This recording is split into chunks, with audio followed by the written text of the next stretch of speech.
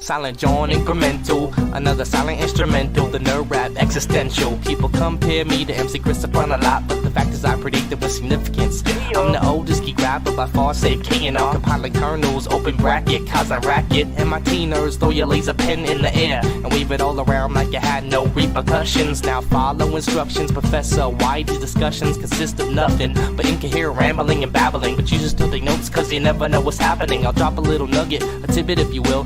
There were 4 United States presidents named Bill. Really? If you run out of hit points, the game will shout. Your life force is running out. If you dig this, then you dug this, cause I'm all about the nerd life, word life. If you dig this, then you dug this, cause I'm all about the nerd life, word life. If you dig this, then you dug this, cause I'm all about the nerd life, word life. If you dig this, then you dug this, cause I'm all about the nerd life, word life, yeah. Let me start again, put it on like a cardigan, swinging like my name was Mad Mardigan, which reminds me, Warwick Davis was Willow and a knee walk, Leonard Nimoy was Galvatron and Spock. That ain't typecast, I don't know what it. Talk about predestiny, nobody gets the best of me. I've only played one role my whole lifetime, the nerd lifeline, stream through a wicked pipeline. So no one can bite mine, cause mine is original and I write rhymes to burn on a CD, play in the mini-V. Soccer moms yodel back, yodel at little me. I got a sidekick, I gotta stay connected. Watch out for my decom or you'll get infected. And you don't wanna be one of my bots, cause I see it all like Sauron the Cyclops. And I won't hesitate to drop your whole net block if you're acting up and you're dumber than a pet rock. I'm about this nerd life, as you can see, spreading like a virus on MP3. On MP3. STC. Shout out to Vic, Agnostic One, up and Silent John. Yeah. Nerd Life, Graphing Calculator, HP48G. The G is for gangster. Digital snip, yeah. You know how we do.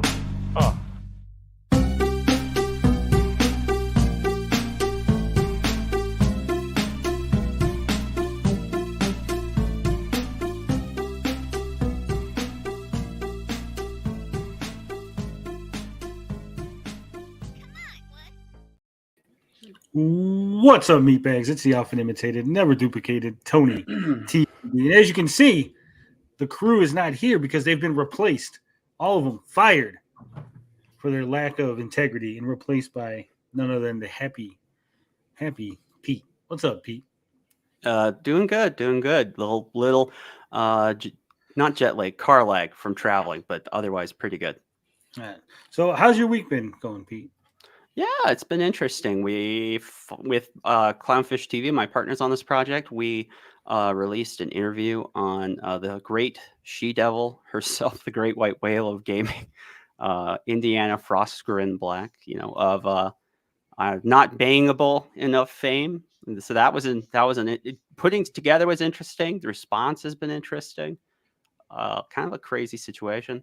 And then I just been traveling for medical stuff and handling other responsibilities I have going on in life. So it's been pretty busy. Sounds good. And we're going to get into the interview you did with Sexy Frosk in a bit. But I want to tell you all about my week, because my week has been quite interesting.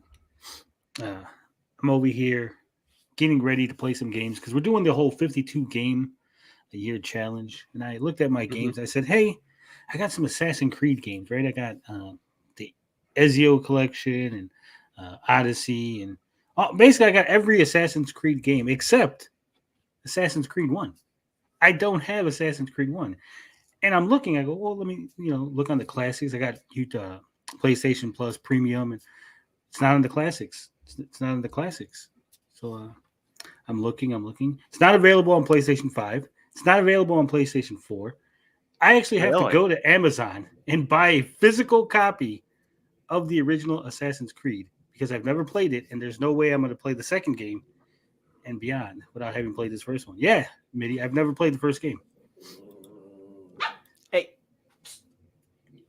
So now I got to go and wait. I think it's like a week before it comes in, and I'm gonna have to get that, hook up the PlayStation 3, get that all set up so I can play the first Assassin's Creed.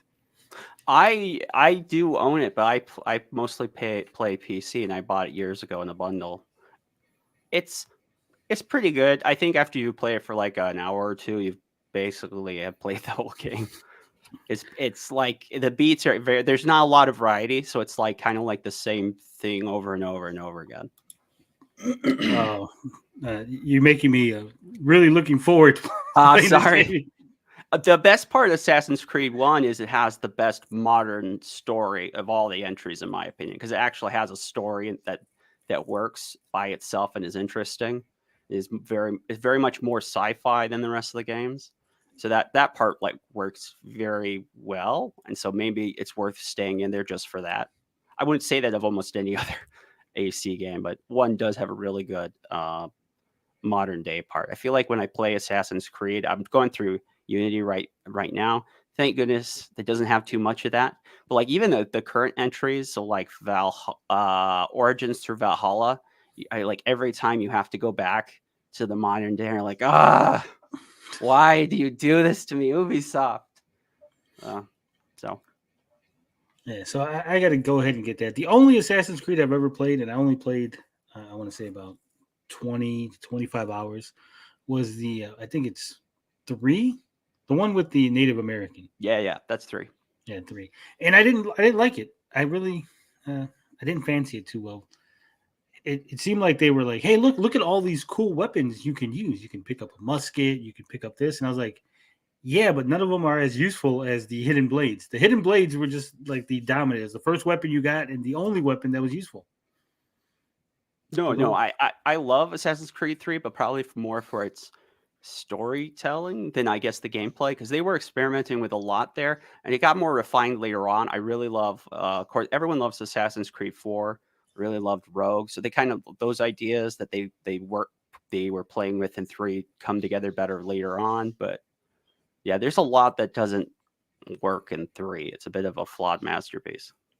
Yeah, there's so much, and then I know there's like a lot of things you can collect, and like there's this whole like, hey, build up the little home base thing and like collect items, and I was like, oh, none of this is useful. Like I'm gonna go through all of this shit for nothing because I don't need any of it. It was like they just stuffed a bunch of extra content into 3 that didn't fit. I think Origins considered the very worst of the collectathons for Assassin's Creed, because they added like a new collectible every game. And so by the time you get to like, the 10th entry of Assassin's Creed or whatever it is, it's like it's insane. It makes some of those old, like Donkey Kong 64, which is I think considered one like the overly collectathon traditional 3D platformers. Some of the Assassin's Creed games even put that to shame. It gets pretty ridiculous. Oh, well, it's going to be a long year of playing Assassin's Creed games, but we're going to get through them. I love Assassin's Creed. I have criticisms for them and how they've affected gaming, the genre, but I think they're fun. I love the history parts. I just love the stealth gameplay. They even these newer games where they kind of screw with things a bit too much, there's still enough there that I enjoy it, but I know it's not for everyone. Well, hopefully I have a good time. I know everyone was always talking about how great Batman Arkham Asylum was, and Arkham City, and then Arkham Knight. And I played those recently because, as much as I play modern games, I missed some of the big ones somehow. And so I played them recently. I was like, yeah, these aren't that good. Like everyone's like, oh my God, it's a masterpiece, 10 out of 10. And I'm like, yeah, it's kind of boring. And I'm collecting shit that I don't care about. And like, why is this in the game? Why is my Batman game filled with him running around collecting trophies? Right? It's like, well, 56K, you'd rather play Yakuza. I actually have all of those too. I got to go through all of those games too. To get through all the Yakuza games, that's quite a slog. There's just so much to do. Like that's kind of like the best thing about those games, though, is all the side content. Okay. I'm never gonna get through my backlog. I'm gonna be an old man. There's no way you can play every game though. Like even people that do it for a living, they have to make certain compromises. Like what part of the game will I play? Will I play this on easy mode to breeze through if I'm on a tight deadline? You know, I know a lot of people that have worked in games journalism or they were in a position professionally where they had to review games. Maybe not like for a news outlet, maybe they're in marketing or whatever. And it can kind of take a lot of the fun out of gaming, because when you are evaluating a game in that way, you can't really just like sit there and really enjoy it. And it kind of affects how you look at things. Maybe it's that way, like with food writing, you know, it changes you. And in some ways, because now you understand it better, you see all the seams, it makes it harder for you to appreciate what's there. That's why like porn stars don't have sex outside of work. They're like, ah, man, I do this all day. I don't know if that's true. You want me to do what? Ah, come on. No, but I get it, because I used to write, not, I don't want to say professionally, but I did get paid to do reviews for games, and you're on deadlines, and they're like, here you go, here's a game, and I need a review in 2 weeks. And sometimes I would just look at it like, this is work. I don't want to do this. Like, what the fuck? Why don't I want to play games? This should be the ultimate thing. And then you're just like, no, because it might be a game you don't like. It might be slow. Like you said, you're working on a deadline. You can't play it at your leisure. You can't just relax through the game, check everything out, look at the sites. No, you're rushing through because I got to get to the end. I got to get to the next thing. Why is this guy taking so long to talk? Come on. Fucking. So, yeah, I get it. But hopefully, there's 52 games. I already got 6 knocked out, so I'm ahead of the schedule.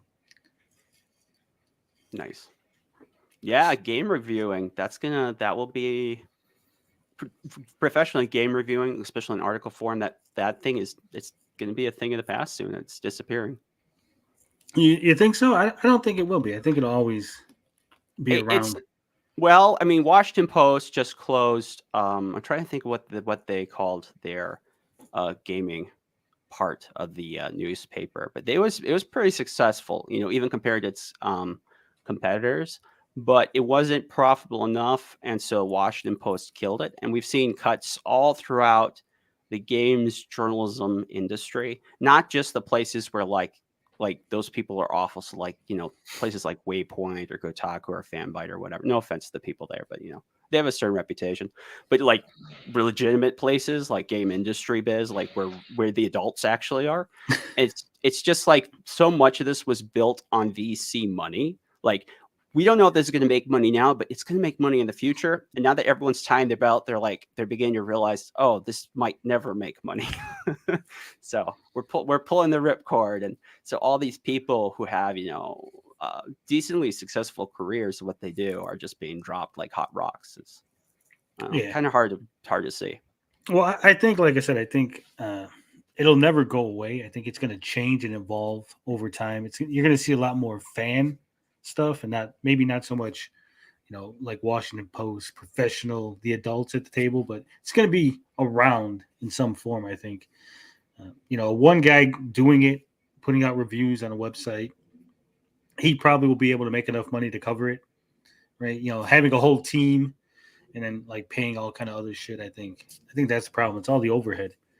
Yeah, I agree.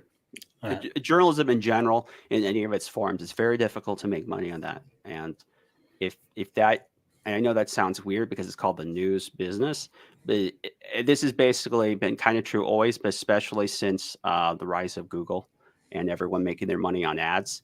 It is a very, very slim margins, even at the best of times.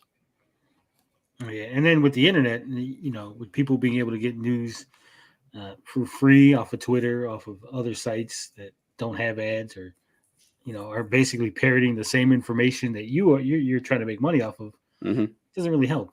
No. But Blinded, you're here. Why don't you weigh in on this? You think written reviews are going to go away? I don't really think so. I mean, most people don't really read the written reviews. They just want the score, right? Like if you go on like IGN's comments on Twitter. Like everybody's just asking for the score because they're not even going to bother reading it, right? So I think we'll probably see like less articles from major outlets, but I still think it'll be there. That's kind of my take. I don't really have too much stake in the game on that topic, so pretty surface level. So how's your week been, Blinded? We haven't seen you in a Uh, while. yeah, it's been pretty good. I mean, been pretty excited about the DC slate, so definitely wanted to come and talk about that and any other news that has been going on. Yeah, you showed up only about 20 minutes late, so that was fantastic. Yes, unlike the last time. Bob, who Bob had big plans. Bob said, "Hey, how about we do this? Let's reformat the show this way, and we can all come in with." And he's not here. And he's not even here. Yeah, I was expecting Bob and Finbar to be here, but they're not here. Finbar said he wasn't going to be here because he's doing work stuff. Oh, okay. So that's why he's not here. But I was expecting Bob and Hammock Man and you to be on time. Yeah, so I was going to be a little bit late. I'm going to probably be late going forward. Just kind of hard to make it on time. Our guest made it on time.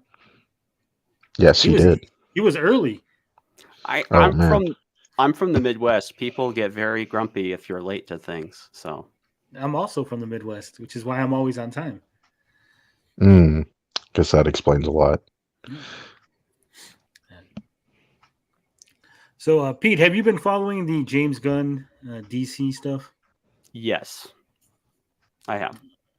What are your feelings? Are you excited? You think it's a good plan, a bad plan? I guess it depends on how this all turns out. If it turns out that he was right and this all works well, then people are like, oh, he was right all along. He made the hard decisions. Good job. If this thing blows up in his face, people are going to be like, well, you were an idiot. Like, why did you do all this? So it is hard to tell, I guess, because we are definitely looking for the outside in. It does have that kind of feeling like James Gunn kind of wants to do everything, but like there's only one of him.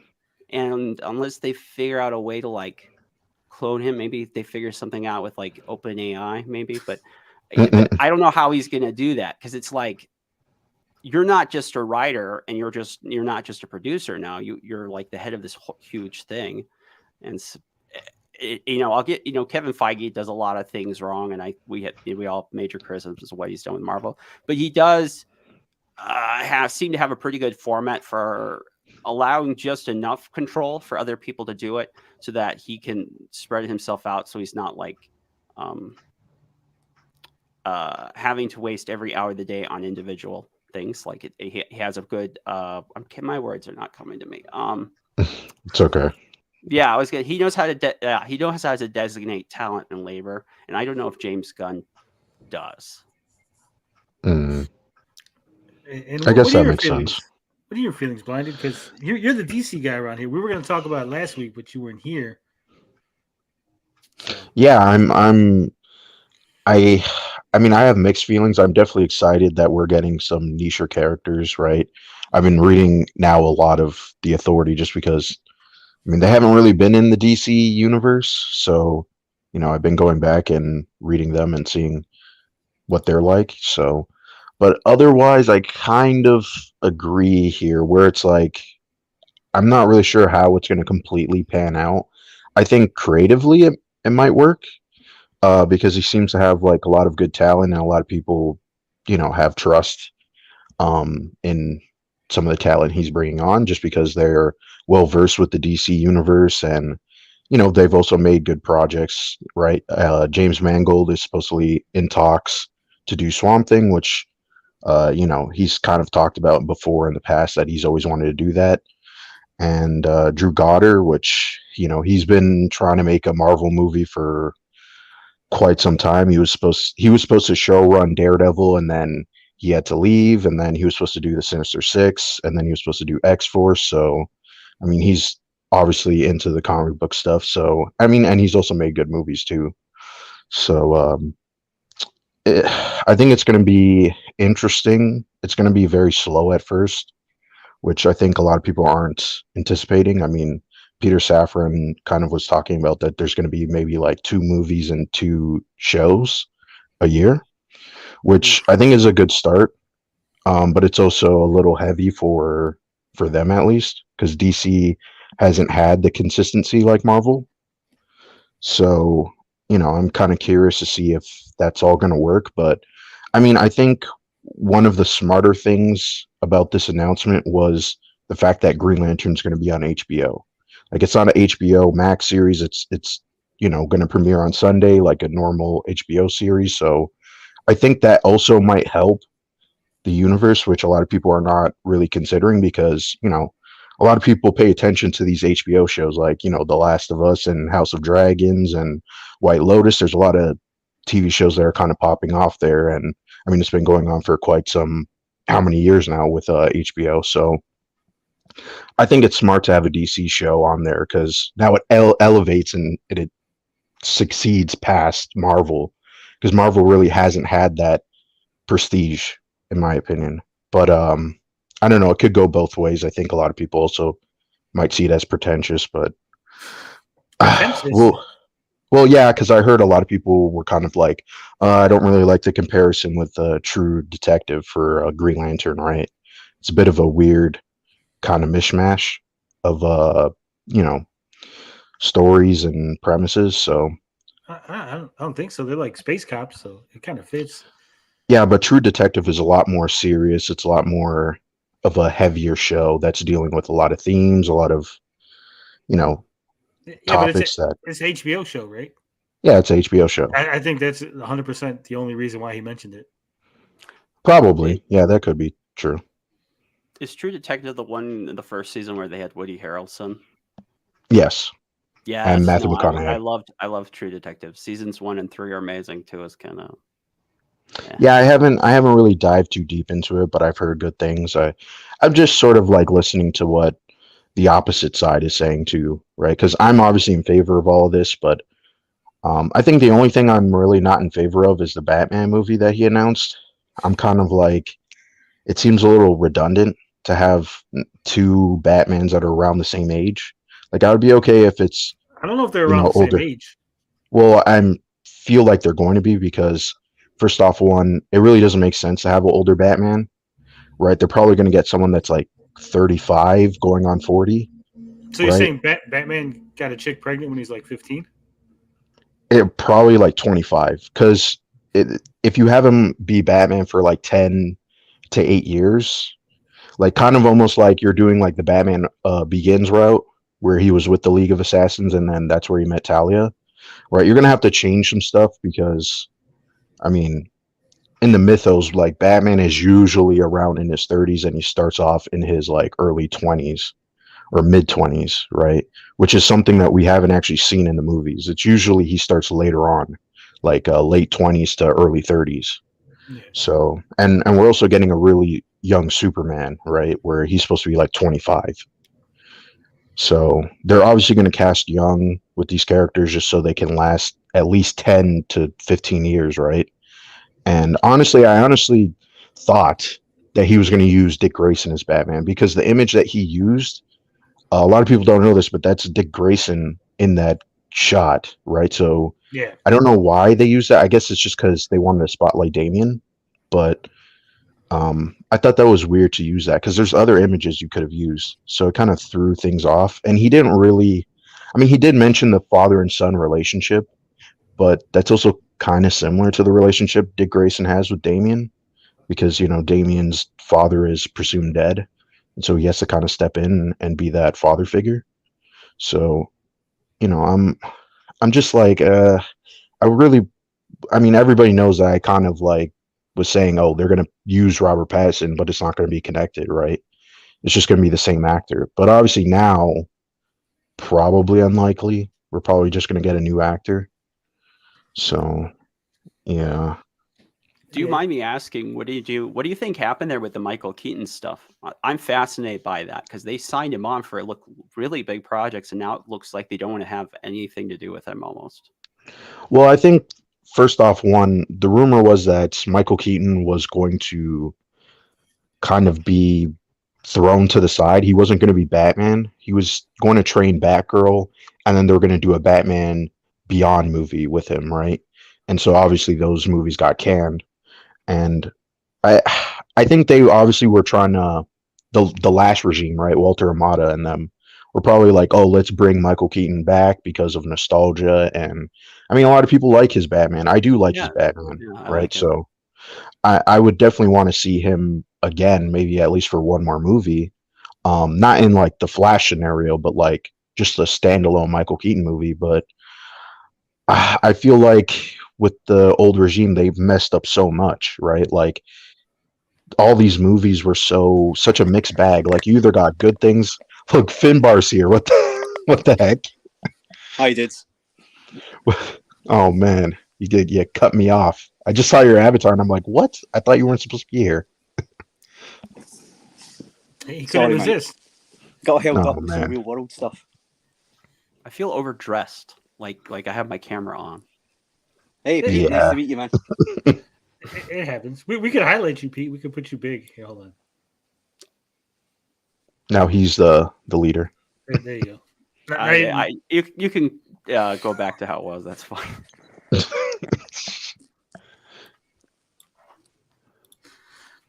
go ahead, Blinded. You were saying? Yes, I was saying about Michael Keaton. I just feel like they didn't know what to do with Ben Affleck's Batman, and so that's why he's there, right? And the old regime is just such a mess. Like the movies, some movies were good, some movies were not good. I mean, there's more bad movies than good, if we're being honest.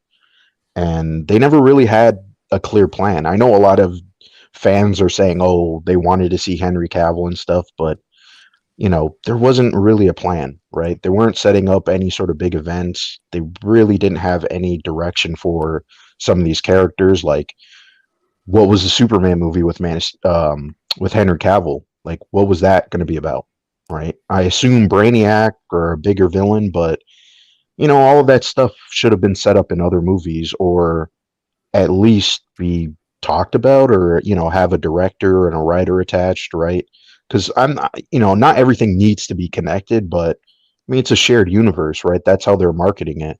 So It's all I think, connected. yeah, right. So you can't really, hate on people too much for saying that they want something connected, but I'm also still going to see the movies regardless if it's connected or not, right? I'm a fan. I like movies. I like, the DC universe. So I'm definitely going to be there day one, even if it's bad. Unless it's Wonder Woman 1984. I had to skip that movie. That movie's super, super bad. Well, I didn't watch it. I just heard terrible things, and I'm like, I can't bring myself to watch it. It's weird. I enjoyed it, but it's not a good Wonder Woman movie. It's not a Yeah. good superhero movie. Yeah. Yeah, that's unfortunate. I think with the whole Michael Keaton stuff, I think Batgirl was so horrible. They're like, dude, we're going to distance ourselves from that and your whole acting as Batman. You don't have it anymore. Right? Because they didn't even say, like, well, this part of the Batgirl was good, or this, the Michael Keaton's performance stood out. They basically said the whole movie was garbage. Yep. they Yeah. did. Yeah, what's weird was the people that did that was I'm trying to think of their names. They're the English Muslim. No, they're English Pakistani Muslim. Yes. Billy and my words are gone, guys. I'm sorry. That's fine. They do good stuff, but they did this, and they also did Miss Marvel, and both of them suck. So I don't know what in the world is going on over there. I liked Miss Marvel. I didn't even see Miss Marvel either. I only watched the first episode. Couldn't watch it. I thought it was pretty good, pretty decent show. Mm.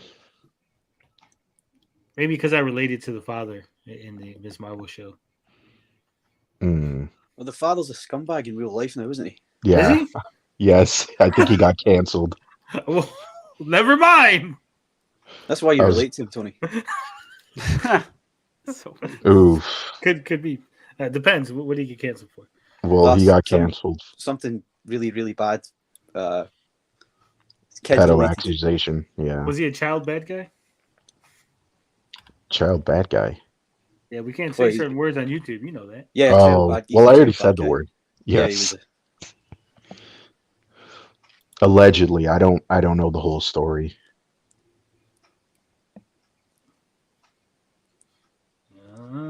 I was not aware of any of that. That's interesting. There's no such I'll thing have as to a- read up later.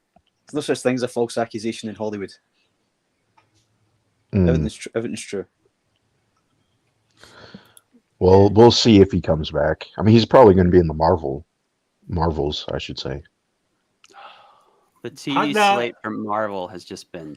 No, I think he's dropped. I Not think great. Marvel are going to drop him.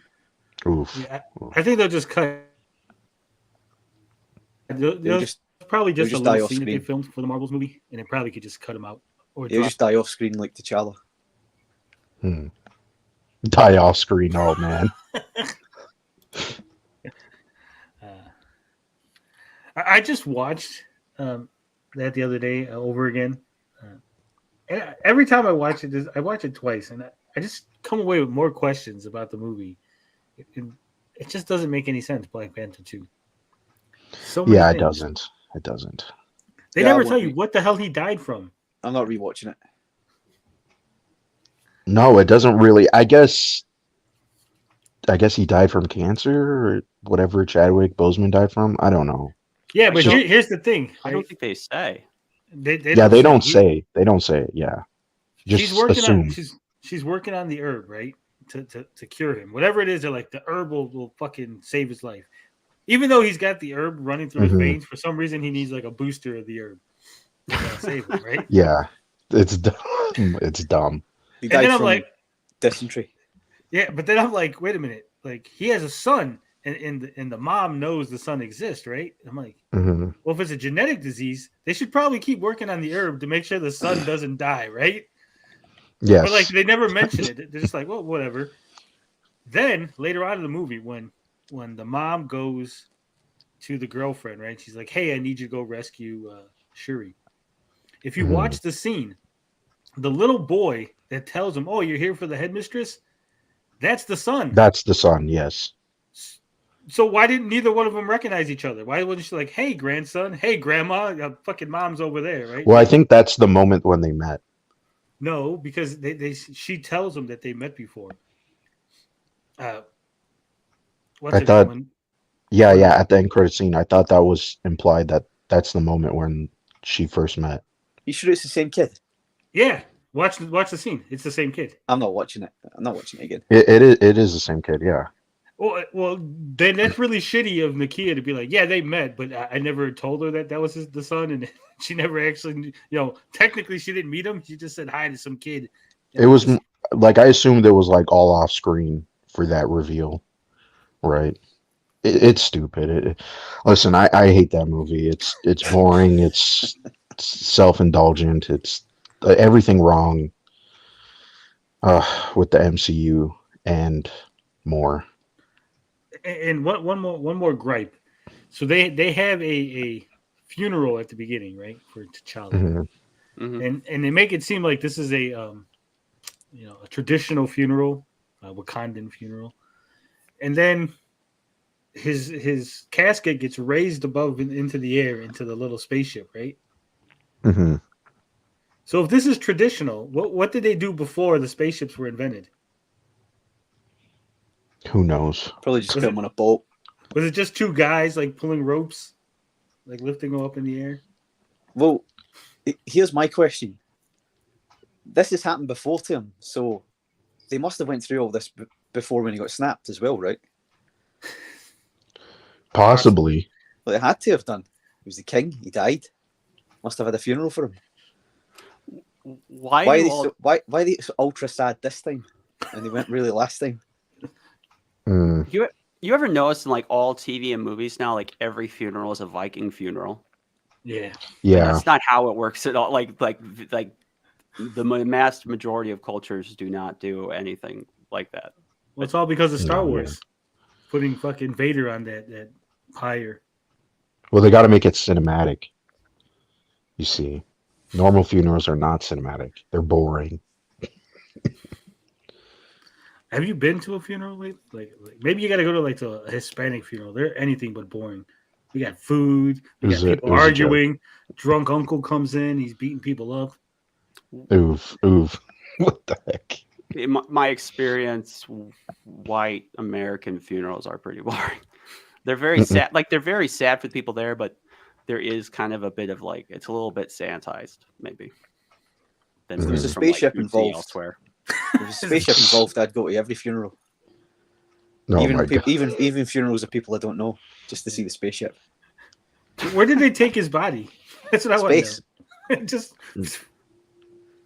I guess of the cremation.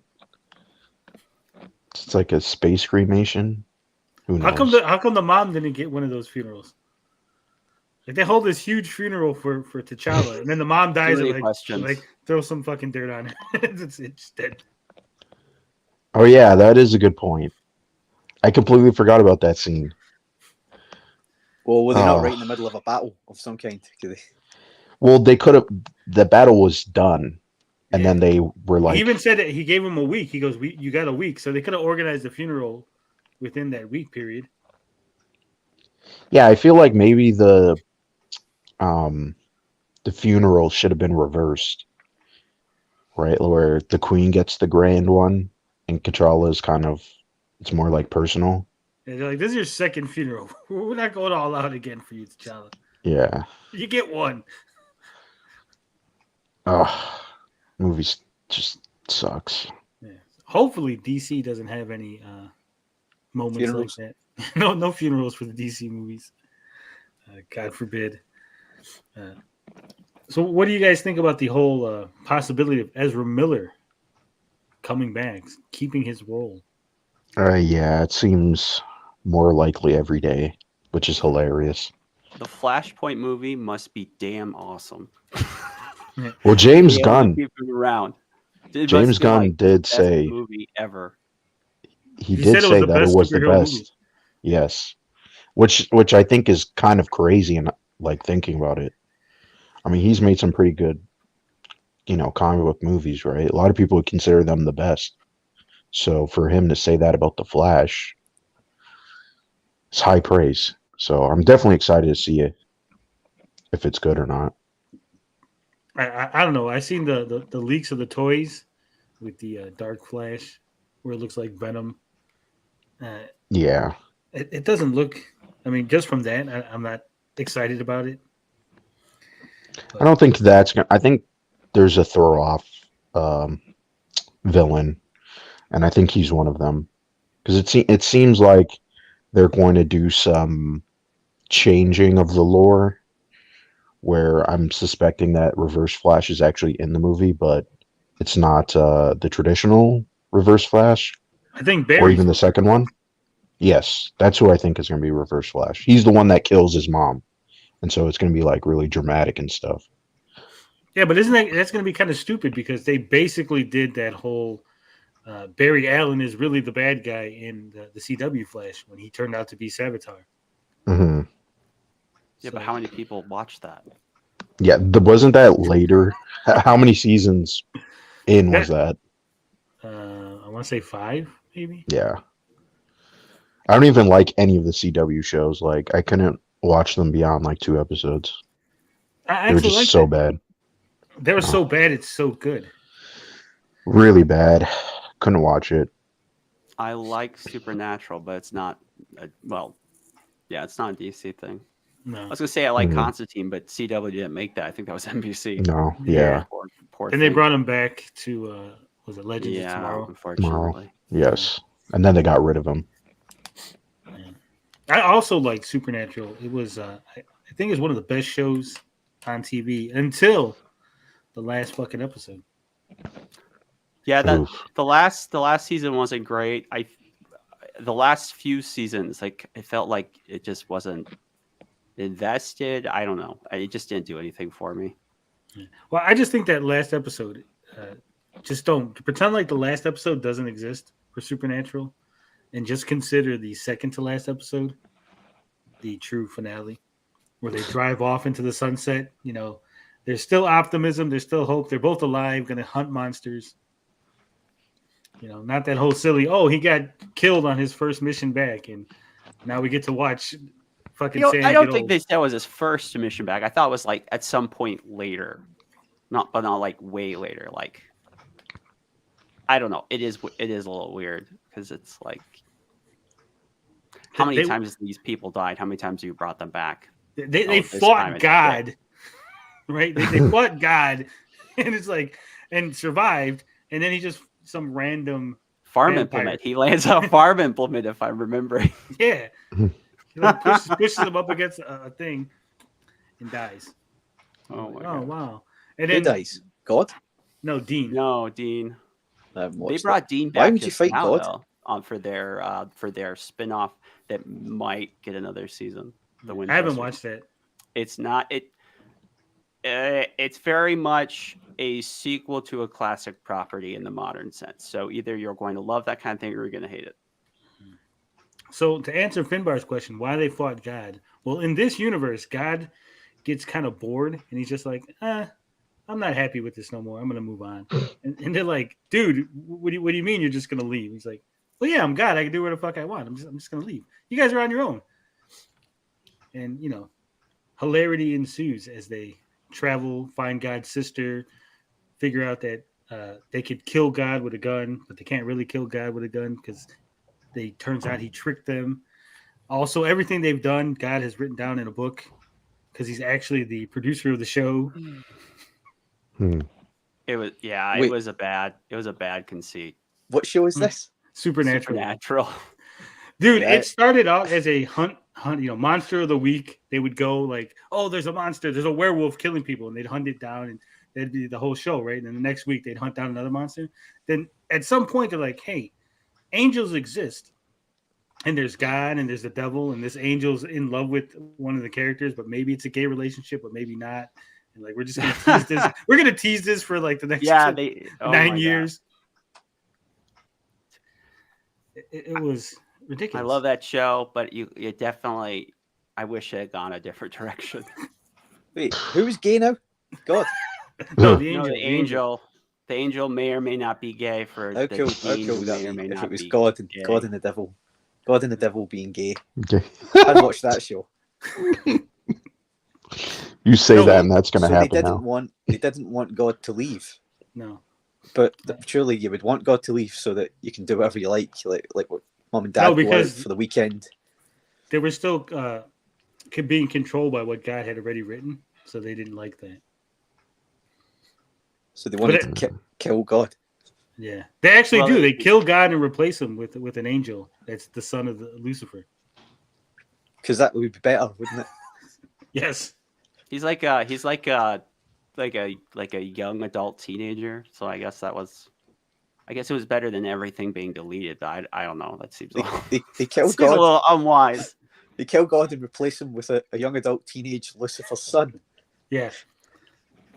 Was it like maybe he's good now, but like what happens if he like gets really into something in his 30s? Some weird stuff. But also, he's Lucifer's son. Yes. Okay. Also, they have I do want to watch it now. They have a brother in the show, right? That gets locked up in hell, and they just never talk about it. Like, it just stays there. They just forget all about it. Fuck it. Wait, who has a brother? The main characters. It turns out they have a half brother. Are they siblings? Yeah. Yeah. Didn't you say there was they want the gay relationship going on? No, that was with the angel, Finbar. Right. Because you're interested in me in this show now. I wasn't before. It's a legitimately good show for most of its run. Its best things were the Monster of the Week episodes, which is maybe a little above half of what all the episodes are. But I think it fell into the same problem we're seeing all the time. The Witcher series has fallen into this, where they think the thing that people are really into is the ongoing storyline, the like giant world-ending storyline. And so that's what they think people are invested for. I even remember when Supernatural was on air and all these TV reviews would complain about the Monster of the Week episodes. But for me and the people I know, it's like that's the best stuff there. But they kind of it got too crazy. It had to always one up itself. And so by the time we got to season, I don't even know, 13. Oh my God. It had just gone too far. It was just, and the problem was, and then because they had gone so far, they had undermined what they had done before. And so I don't know. It just wasn't a very good ending. Yeah. Mm-hmm. That's what I was imagining that what Tommy Amico was talking about. The devil and Saddam. And Saddam. Hey, guy, you need a rest. Look over here. No, well, in this show, they had Lucifer, but then like 4 or 5 different people were in charge of hell at different points of the series. Right. They introduced, and like really early, I think it was like maybe season 3 or 4, they introduced the Antichrist, and then they just push him to the side and never talk about him again. That's right. I forgot that. Yeah. Is Like, this show- that little boy could destroy the world. Let's forget that he's even exists. Is it cancelled now? Is it? Well, it ended. Right. You can't really go any further than once you fought God. I mean, I suppose you could fight Muhammad, but that's going to open up a lot. It's kind of Final worms. Fantasy RPG rules. You work your way up, and then the final fight is God. Yeah. No. And then there's not super God. There's not like a guy above that. I don't know, man. Like I said, it got really some weird. religions would say there's a guy above God. I'm sure there are, but I We mean, won't get into that debate, though, will we? entertainment wise. Well, it's funny tough because they stuff. actually fought other gods. They introduced other gods that existed, and then they're like, "Oh yeah, but God also exists, like the actual God." And somehow he allowed the other gods to, there's so many holes in this. Like, you're like, wait a minute, this doesn't make any sense. But it is pretty good. You got to watch it, Finbar. Yeah, It's all I on do now. Netflix. I do know. It's on Netflix. Yeah, I've got to watch it now. Okay. Fun fact: it is the Supernatural is not only the most popular show on TV that was shared between both conservative and progressives, which was kind of a neat little thing. It is also the most popular show in America that is simultaneously popular in Russia.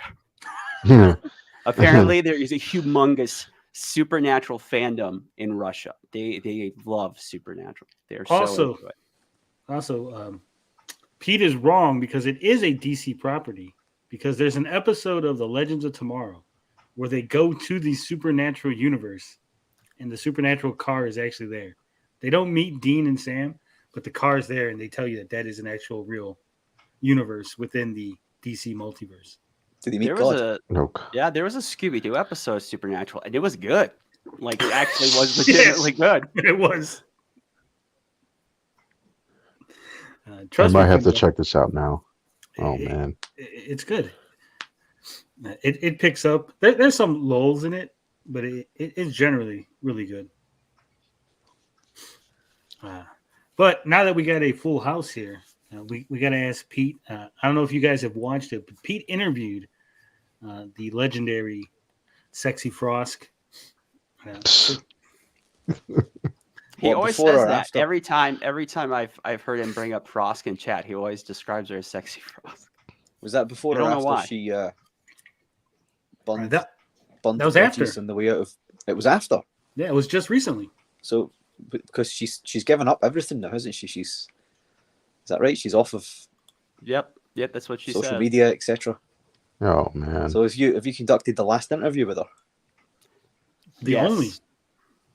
According to her, yes. That's pretty big.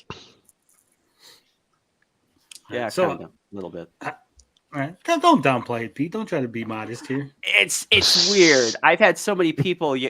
I've been so busy, like with these medical appointments, and then making sure my grandma's okay, and all this life stuff. And then whenever I go back, back time to work. I'm like, we want you all to die in a fire. It's like, oh, thanks. Oh, God. So it's like, okay. So I am grateful it happened. Like, it was a cool career moment. It was a good experience to do, but it's like, I'm not everyone's favorite right now. How did you swing this interview? Okay. So back in January, when all this went down originally, January 11th, 2022, I had sent out stuff contacting her agent and had some nice emails with him. And then when she was considering doing interviews with the quartering was like the biggest named one that we knew that she was doing, but she had a list of a few people. And then for whatever reason, she said they had dropped it. And then he said he had dropped it and they weren't interested at this time. And then Well, I know why that happened.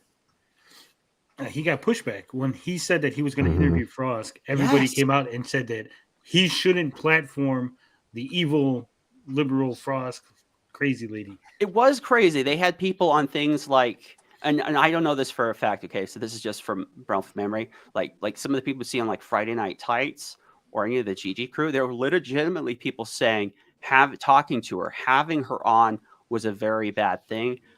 John Del Raz, who I do like, John. And no offense to him, but he if you type in the quartering interview Frosk, his thing is like the third link that pops up, and it's like success. We got the quartering to not interview Frosk, and to me that's like I don't think that's a good thing, because I maybe that's because I'm not really an influencer, I'm more a journalist, and so I feel like more information is better usually, but I guess that's not how it was taken at the time. Well, I think, and this is my personal opinion, but I think that they realized if she interviewed people, people might like her. They might find that, hey, she's not as terrible, right? They had an enemy. And the same way when they got mad at Jimmy Kimmel for humanizing Trump, they probably were afraid that if she goes out there, you're going to humanize Frosk. And we're going to lose the ability to put her in thumbnails and go, hey, guys, she's evil. Let's talk about it for 30 minutes and give me 100,000 clicks on my video. I agree to some extent. For some people, that is true. Yes, definitely. I'm not going to say, because it's hard. Like each person has different reasons, and there is a lot of stuff going on in the news right now. So I can't say for sure why they don't want to cover this topic or why they don't want her to speak to someone is just a certain reason. But to say that for some people that having her on would mean that you can no longer use her as your easy hits for, it's a slow news day. We need some clicks. Oh, someone somewhere said something about Frosk, and you no longer have that. And I can understand maybe from like a traffic standpoint, trying to make a living, why you would want to do that. From like a journalistic standpoint, where I'm always interested in trying to be fair to people and hearing different sides of a story, for me, that doesn't work for me. But each to their own, I guess. So, wasn't it also because they didn't want the spotlight?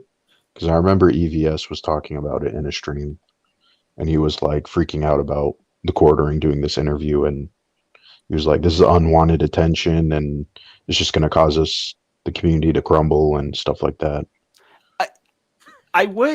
So I kind of need to finish how this happened, but I'll just quickly on this. To some point, I think he's right, because I have found out covering this. So a friend of mine posted some stuff on Reddit, he posted some stuff on Kotaku in Action. And I looked at the post today, and it has 100 some comments, and it has it's negative 1,000 or whatever on downvotes. And it's people are just they do get really, really PO'd if you cover Frosk for some reason in anything less than she is the scum of the earth. And I don't know why that is. I understand why people were mad with her initially, and I honestly don't. I don't totally understand that, but that is how it is for some people. Sorry, I'll go back to the things, so how it happened. So, So I throughout the year I did periodic sent emails saying hi, update, would you be interested in doing this? Just kind of friendly. And then this year, after Dick Masterson and Vito did the interview with Adam Sessler, I went back to them. I made another pitch. I told her, hey, I've had bad experiences in media, working in media. We're different people culturally, politically, but I can understand that experience. And if you wanted the chance to say your piece, I would like to give you the opportunity to do that. And to my surprise, he said, okay, I will forward this to her. Her agent said that. And then she came back to me and said, okay, let's do this. And that was a week and some ago. Oh, it was recent. Very recent. 3 days ago, I think. Oh, yeah, 3 or 4 days ago we released the interview, and the interview had happened last week. So to be fair, I did see the post that Pete's talking about on Kotaku in Action, and I think one of the sticking points with that post was that the way it was framed. The headline. Yeah, the headline says, "Exclusive: Frost reveals the truth behind G4 TV's collapse, proves her innocence, and exposes shocking corruption and incompetence of Comcast Spectator." So I think the proves her innocence part was probably where people were like, ooh, yeah, it's a bridge too far. Yeah, there was a question mark though at the end. It wasn't that was my fault because I had sent in. I have working titles, so like, what am I writing about? What's thing? It was like she tried. Like I was trying to say she tries to prove her innocence, or like she claims this, and the question mark was doing the load of the work there. And usually, 99% of the time when I write something, I never get to pick the headline for anything. And then when Clownfish TV, for whatever reason, there was like this one time they decided to use my working headline, and so I was like, oh. But then I feel like we feel like we can't change it because people are like, if you change it at all, then they're gonna be like, oh, we caught you, you liars, you terrible people. You know, once it's published, like, that's stuck. Yeah. But yeah, so those people, I've had interactions with the Kotaku and Action crowd. They are 100% against anything SJW, anything they perceive to be the enemy. And they're 100% for anything they perceive to be on their team. So even if you're like, hey, Quartering, for example, he's on their team. So if you're like, hey, that video he did, he basically lied to you guys, right? That's wrong. They don't want to hear it because that brings down their team. They want their team to succeed.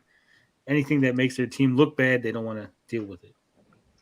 So the fact that you've humanized her, you've made her seem normal, right? I watched the interview. She's not crazy. She's not the crazy cat lady that people want her to be, right? And so that's bad. No, we need her to be the crazy cat lady. She's wrong. What she said was bad. Yeah, it is interesting. The reaction to this has been very emotive.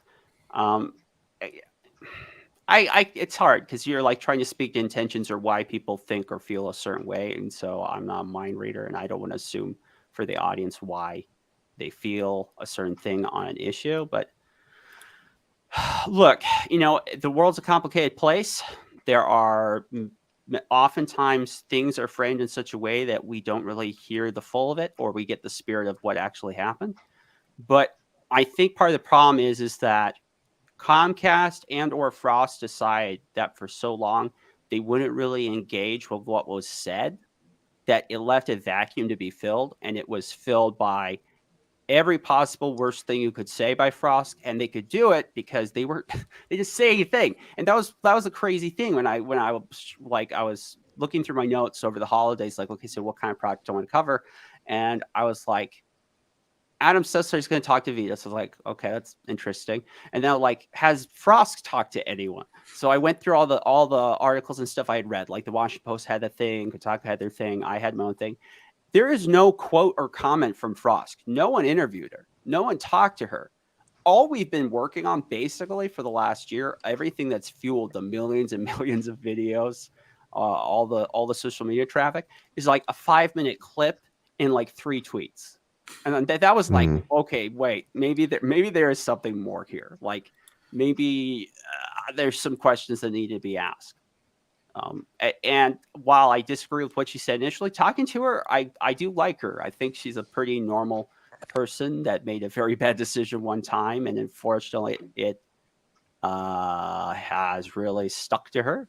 But it's tough. She was the face of it, and whether she wanted to be responsible and be like the face of G4 or not, that's how it was. And for that action, there are consequences. That's how life works, I guess. Yeah. I've always said that what she said wasn't necessarily untrue or wrong. I think a lot of it had to do with the way she framed it, the way other people were framing it after the fact. And she also, she didn't hedge her bet. Like, she didn't say, hey, guys, this is okay, but this is the step too far. She just talked about the step too far part. And so everyone just assumed the other part. Like, oh, well, if she said don't talk about how you want to masturbate to Morgan Webb, she hates pretty women, right? She doesn't want you looking at pretty women. Like, instead of going, well, maybe it's okay to do this, this is the part that's not okay, right? Like, because we've had it before where we had to come out, we said things and we're like, hey, it's fine to be like, that chick is hot. It's not fine to be like, let me go to her YouTube and be like, hey, I want to bend you over. You're so sexy. Like, dudes, like. Yeah. Well, from her, this is her explanation. the rough of it. It's a 2-hour some interview. So I think it's interesting, but I understand that's too long for people. Basically, the rant was something that was going to be another throwaway segment because there was a lot of unpredictability. If anything they worked on would be followed through with, because they never know what would be totally allowed. Lines of communication were not great. Lines of leadership were not great. So from her point of view, this is like the 1,000th throwaway segment she has created for a Twitch stream that no one is going to watch. And so it's like, and they said like, they were kind of like trying to push them to say like outrageous things for their, what really bothers you for their New Year's gripes. And that's what she chose. And then after it came out, it was Comcast Spectacor leadership and the media marketing people that decided that they would blow it up as big as possible.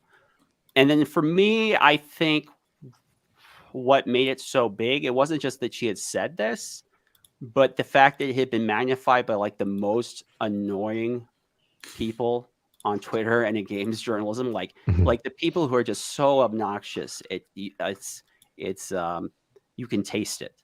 Those are the people who are saying, "Oh, here is Frost. She's doing this courageous thing. She's proving why all gamers are evil." And people understandably reacted with like, "No, they're not. Shut up." But it just grew and grew and snowballed, and then it was out of control, and it destroyed the G4, which was kind of already dying. It just destroyed whatever they had left, and that was kind of it. Yeah. So was there anything that you guys discussed before the interview, after the interview? Anything?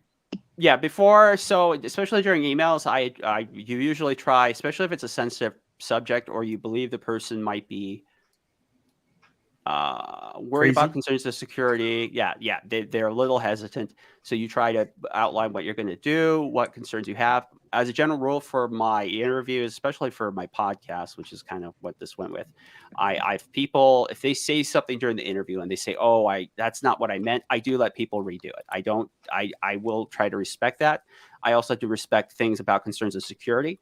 I know a lot of certain activist types will say they've had stalkers or whatever. I know a ton of people say that, but there is evidence actually that Frost did have a stalker, and it was a major problem. The stalker at one point went after her agent because they had mistaken some media of hers that was from him.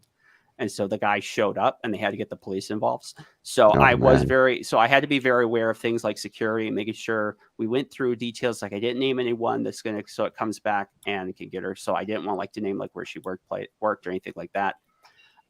In general, I even told her what are things that you would allow me to speak about, or what are you comfortable talking about? And she told me front up from the very beginning, like, no, I will leave the questions that you want to ask to your discretion. And she says in the interview at one point, ask anything you want, because I never want to talk about any of this again. So she was extremely open. That kind of like jarred me. So afterwards, it was about 4 hours I spent with her and then her wife, who's a British gal. She was just off, for the most part, she was just off to the side of the screen, but I could hear her. So the first bit before we did the interview, we talked about, what were the expectations here, what we would go through. After the interview, we talked about The Witcher for like an hour. Like it was getting to the point I was like, I need to go do something else. It was funny. See, they really were into The Witcher. They loved the books. They loved Witcher 3. Frosk wanted to argue about why Triss was the best one, which is wrong. Yennefer. Triss is the best one. Yennefer is the wrong one. But they loved Yennefer. It was just kind of fun. Like legitimately, I think most people. She says this, and near the end, she says, "I think if I would meet any of my critics and we could just hang out, we would get along great." I believe her because I was one of those critics, have been those critics. In many ways, still am. She's fun. She's a fun gal. She's very likable. She's not the social justice warrior that everyone thought she was. I think maybe it's a personality disorder. I have a borderline personality disorder. Is in my family. My dad has it. My sister has it. And my dad was not a good guy. My sister is a good person, but they do have these moments. It's almost like mania, where they really put themselves out there and really do this big or bombastic thing, and then they come back to Earth and they don't quite realize when they did that why it was taken so badly. So if you look back at like what she said with League of Legends, when she went freelance in particular, she said, the people in League of Legends are too white. And I'm sure at the time that probably made sense. And maybe this is just me reading into it, but she kind of has that issue. But for the most part, most of the time, she's a very nice, normal human being. She's not the devil incarnate. Do I agree with everything she says or believes? No, absolutely not. But she's like, I could hang out with her and I would probably enjoy it because, I come from, what I love and what if I had anything I'm working towards in the stuff I do, and Tony's probably the same way. The place I want to get back to is like where you can go hang out with friends or you meet people at a convention or a D&D gaming night. And you don't really care about the backgrounds or the politics. And you're just like, hey, you're that one person I played with, and that's enough. And that's kind of the world that I've always been trying to work towards. And in some ways, I think Frost kind of wishes it was that way as well, but not completely. But like I said, life is messy. These things are tough. But I honestly, maybe I don't like Frost. Maybe I just like Indiana Black. But there is a good person there that in some ways was done a lot of harm that is unfair. Not all of it, obviously, but some. Anyhow, that was a sorry for that regurgitation of a mess of information there. No, it was good. It was good.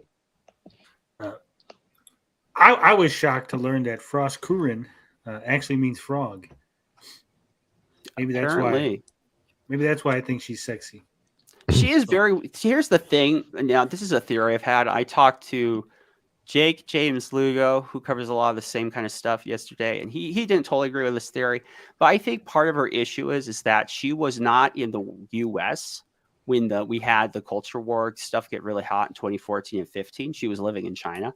And I think that has left her a little bit where she doesn't quite fit in anywhere. So obviously she's more to the left. So the people on the right don't really like her. Now and then she wants to talk about the sexism or the racism. But the people on the left don't really like her that much either. I mean, even before this, because she kind of does believe a little bit in some of those ethics in gaming journalism kind of thing. Like she is offended at the fact that people will review a game, we'll do like a review game, but they never played it. Or she feels that if you review a game and you play it, you have to play it at the attended difficulty mode. You don't just want to cop out and do an easy one and just try to rush through. And she has kind of like little things like that where I don't think she has a lot of friends in this world, even before all the stuff happened with G4. And she definitely doesn't now. Yeah. Well, so what you're saying is she could have been one of us guys, but you fucked it up. You screwed it up. Well, no, but seriously, she is a nerd. She's in all the stupid nerd stuff. It's weird. I don't know. I think part of the problem probably is that because the culture has made things so hot, there's very little room for people who are kind of in the middle, and there's very little room for someone that's on the left and someone's on the right. Instead of like attacking each other. Or like we have to get in this really visceral disagreement. You just like yeah, you're okay. Let's talk, whatever. Like, and that's kind of I think what we saw when the Quartering wanted to talk to her, and he was saying he'd be fair. We're like, no, we can't have that. We can't have people being fair to the other side. No, that you do that, as one person said on the Reddit for KIA, they were like, this was a win. This is a huge win. We win this. Why would you waste this win? Why would you go back and take a win and turn to loss? But I don't look at it that way. She's a human being. I'm a human being. I love all this nerd stuff. I believe in the importance of culture, etc. But those are secondary to the fact that she is another human being, and we have way more in common than we don't. And we don't need to spend every waking day if she sneezes saying, Frosk is the worst person that ever lived. Look at her.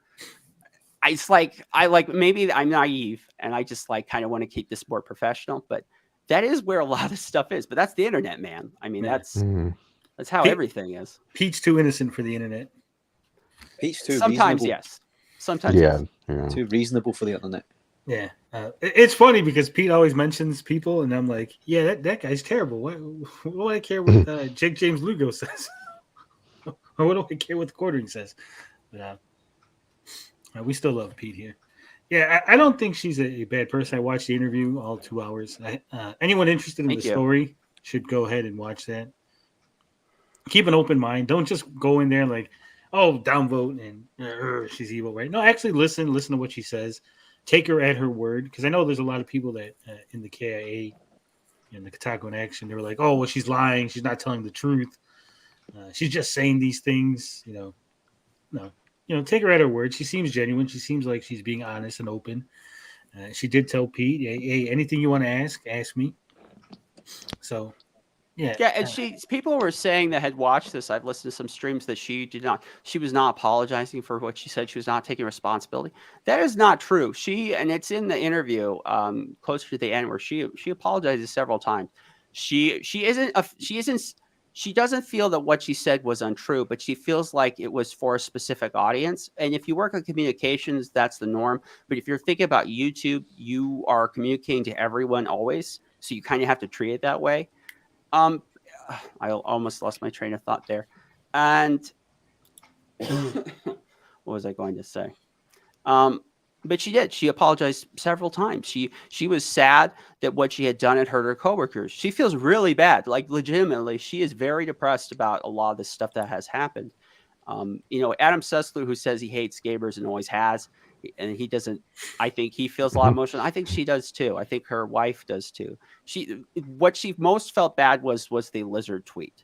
She most feel bad that she had made life much harder for her coworkers when that was never her intention. She had thought when she was doing these, and maybe this is the borderline personality disorder speaking, she had thought when she was doing those things, it was clear she was communicating to people. I'm not going after my coworkers. I'm going after management. I'm going after the people, who day in, day out are tweeting me, with, foreskin or whatever they say. But maybe this is bad because her job was in communications, but I don't think she totally understood that when you are communicating to people, you do not get to choose how it's interpreted, which is one of the harder things you kind of have to swallow. But the idea that she is not taking responsibility or doesn't feel apologetic is not true. Yeah. She should probably take more responsibility. I think that's fair, but it's not so black and white. Yeah, like I said, if you haven't watched it, I suggest you go check it out over at Culturescape. Right? Yeah, Tony, can I ask you? So I'm curious to hear if you had the opportunity to sit down with her, were there things you think that you would have asked, or you think that I should have asked, or things I could have done better? I'm curious to hear, because people have all kinds of different thoughts. Like, what would I ask Frosk if I had the opportunity to do so? Do you have something like that? I was watching it. It's hard because you asked her questions like, "Hey, did you see the Adam Sessler interview?" And she's like, "No." So then it's like hard to ask a follow up on that. Like, well, yeah, no, well, everything from that interview is now off the table, right? Like, did you see this? No, I didn't see any of that. I didn't. So it's like there was a lot of things that you could have asked, but then she probably would have been like, "Well, I don't have context. I don't know. I didn't watch the interview. I didn't see that." So. If it was you doing it, Tony, you'd just bring the video up and make her watch it for 2 hours, stopping it every 2 minutes to discuss. She'd never be back. Yeah, that's probably true too. I probably would have been like, well, maybe I guess beforehand you could have been like, hey, I'm gonna mention this interview, whatever. Here's the the clips that I'm gonna talk about. If you want to go over them before we. Yeah, that is good advice. That would have been a smart thing to do. I bet if Pete wasn't actually sitting here, we'd have his interview up right now, dissecting it minute by minute. Definitely. All 2 hours of it, man. We'd never. Well, that's what we do, isn't it? It is what we do sometimes. I wouldn't do that. I don't like doing it. I don't want to take away any views from Pete. He deserves all of them. I don't. I'm just happy if anyone watches it or reads about it at all. Other than that, I mean, they can love me, they can hate me, they can watch it on someone else's channel. As long as they're engaging with it or thinking about it, I'm more than happy. Yeah. Well, like I said, it was a big get. You get some pretty big names. I'm surprised that your channel hasn't blown up bigger than it is. It happens. I think maybe I was surprised because I think the most important information in there was about Comcast Spectacor. I am naive, so I assume that when I bring useful and important information, people are like, "Oh, thank you, that was great. That was great. You brought information that actually matters instead of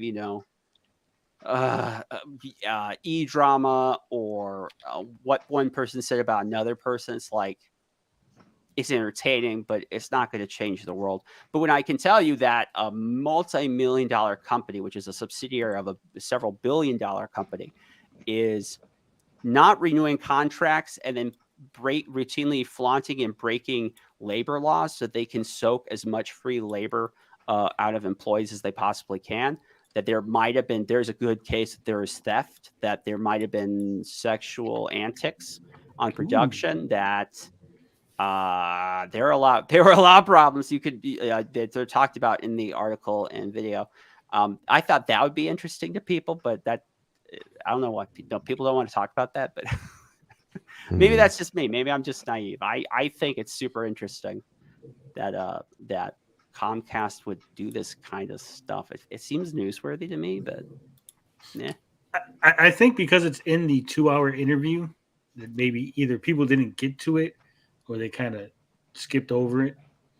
From what I saw, a lot of people just took the juicy bits and then spun it. Because I watched a lot of videos that were covering the podcast, and articles too. Yeah, what I would do is make a video, like a separate video, like, hey, here's some of the things that maybe you missed, like some of the tidbits about Spectacor, or you know what I'm saying. So like, hey, if you didn't watch the whole interview or if you missed it, Frosk said this, that, and the other, and it looks like there's some bad stuff that was going down there. That's a good idea. I see that. I'm not one of the reasons my YouTube channel doesn't blow up is I'm not thinking as creatively or as productively about these things as a lot of you guys do, and I'm lazy. We're lazy too, so don't feel bad. King of the lazy. Yeah. And I've also experienced the whole, like, where you think that, like, you brought this information, like, this is really important information that everybody wanted, and then everyone just goes, nah. I'm like, but guys, weren't you talking about this? And this is like the truth of the matter, and they don't want that. Yeah, both sides are guilty of this. Both sides say they want better journalism, or they want better information, or they want less name calling. They don't really want that. In my experience, no, that is not true. There are some people who do, but the majority of people actually kind of enjoy the state of how things are handled right now, which is kind of sad, but maybe that's just human nature. You go back in the past, you read like the stuff Benjamin Franklin would write about. It's like super juicy, very scandalous. So maybe that's just people. Yeah. Like I said, I've suffered threats of litigation for some of the stories that I've had, and then for people to just like, I'm like, wow, why did I bother? Yeah. Yeah, that's the kind of thing where they want to say Frost isn't going to take responsibility. I don't know how you, like, maybe not with your words, but actions, she could get in huge legal trouble. Like huge legal trouble for saying this. And that doesn't seem to come into the computation, but it is a really big interview. So you have anyone lined up for the next big interview? Anyone you're looking to snag? It's tough. That is a humongous interview, and I don't know how I would ever be able to fall through on that or top that. I hope someone out there will see this and they know that I will be fair and reliable. I hope people don't just assume I'll like softball it all and be like, just let them run all over me, but probably some people will. I would think, I've been playing around like, what strategy should I use to try to get someone really big, like a Henry Cavill? Because he's another person that gets a lot written about, but has actually said very little. But I don't know if he ever will, because it's like contractual stuff. And also, it doesn't seem like he likes to talk about his personal life, and he doesn't like to go in depth about any of this stuff. But he's another person I would love to hear more about, because he's awesome. I love Henry Cavill. He's like a hardcore gamer. He's into building PCs. He loves Warhammer 40K figures. I feel like if I met Henry Cavill, that would be a lot of fun. So who knows? So there it is, guys. Get on Twitter, hashtag let Pete interview Henry. Yeah, and thanks for letting me come on, guys. I appreciate it. I didn't want to take up too much time or take attention from what you guys are doing. I wouldn't do anything appreciate about you it. letting me be on the show tonight. We just kind of wander around topics for about 2 hours and then call it a night. So don't even worry about it. You've given us something to talk about. Speaking of something to talk about, have you guys heard that Tommy Talarico is going to have a concert in Chile? Oh, God. Yeah. Country with no extradition to the US, I understand. Yeah, from the way I understand it. So we're going to watch the video here. Hey everybody, this is Tommy Talarico from Video Games Live. And I am so privileged and honored and excited to let everyone know that finally Video Games Live will be returning to Chile to perform. That's right, we're going to be there at Gamer City in April. And I cannot wait to see everybody and feel the love from the Chilean audience. You guys have always been so amazing to us. And we can't wait, and we hope to see you in April. Thank you so much. See you soon. Is he filming this from the house he was supposed to have sold? Yeah. I don't think he sold the house. Is that the Egypt room you were telling me about, Tony? Yeah, that's the infamous Egypt room that he got. It's funny because, like, you know, things around this whole console, around the Amico, around Tommy are always just weird, right? They haven't been to Chile in about 20 years. Video Games Live hasn't been to Chile in about 20 years. Their most popular country. Tommy actually has a fan club in Brazil, right? So if this was a money thing, if there's like, oh, Tommy's trying to make as much money as possible, Brazil would be the smart choice, right? Yeah. But Brazil has extradition to the U.S. Chile doesn't, right? Chile is actually one of the few South American countries that doesn't have extradition to the U.S. And we know that he got sued for $100,000, right? And apparently, from my understanding, more debts are going to be called in the coming months, and more things that Tommy are going to be responsible for. And we know that he sold a bunch of items, right? And there was some speculation that he sold the items in order to launder money. Right? Oh man! And if he were to move, this is all speculation. But if he were to move to Chile, he wouldn't be able to take his stuff with him, right? But he'd be able to transfer his bank account to a Chilean bank account real easily, or sell the stuff. Right, if he sold the stuff at auction and the person who bought the stuff moved it to Chile, no one would say anything. No one would think anything of it. And that's all I'm saying. Do you really think this is likely that Tommy Talarico disappears to Chile? I think it is. Back? Never comes back. It's beyond funny. God! How would he get his name though in more of the World Guinness records he buys? If he's in Chile, will they just send it to him? Yeah, he just buy more. Longest time hidden out in Chile. Because, like I said, it just seems he has one concert, right? Video game. It's not even like a whole tour. If you're like, oh, well, he's gonna go to Chile and then he's going to like Ecuador and then like Peru. Yeah, it's not part of a wider tour. It's just right. It's just one tour date in Chile. It's like, why?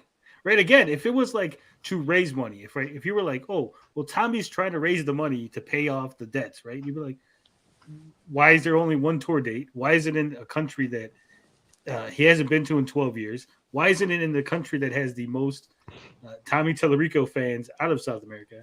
And why doesn't he just tour around the U.S., right? He could probably put on a concert in California, Arizona, Nevada, Las Vegas. He'd make money.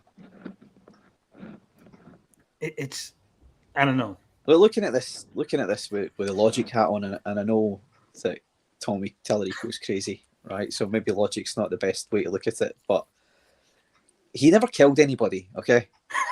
That we know of. That we know of. He could just declare bankruptcy. That would get him out of all these guarantees, correct? Or is that different in the US as it is in the UK? I think certain debts, it would not get him out. Like bankruptcy would not absolve you of debt in the US. No, there's certain debt. Certain debt Yep. doesn't get absolved by bankruptcy. So he must have some really big liability then if this is what happens. If he disappears to Chile in order for the arm of the law in the US not to get hold of him, he must have some serious liability back in the US. Do you think he's worried about class action lawsuits and stuff like that? Or fraud. I mean, like criminal fraud. Not just like money problems, but like you're going to prison. You're playing video games live from behind bars, Tony. Sorry, Tommy. Tony too. Yeah, me too. I'm getting DMs now. People are accusing me of things on DM. That was quick. Yeah, I know. Tommy is so weird. He does have a bit of a following. I don't understand it. I don't understand any of it. A lot of people were under like the legend of Tommy is so great that people believed in. They bought into this whole persona, right? So like, oh my God, he's great, right? It'd be like if you found out Henry Cavill, like if you're like, oh, it turns out he wasn't actually in Superman. You're like, what? I thought he played Superman, right? Like that because remember 300 video games. He's put on all these concerts, the biggest concert ever. He was poor. He was just a poor guy who went to LA with a T-shirt and a dream, and he turned out to be the world's greatest music composer ever. He took it from beeps and boops and made it into something great.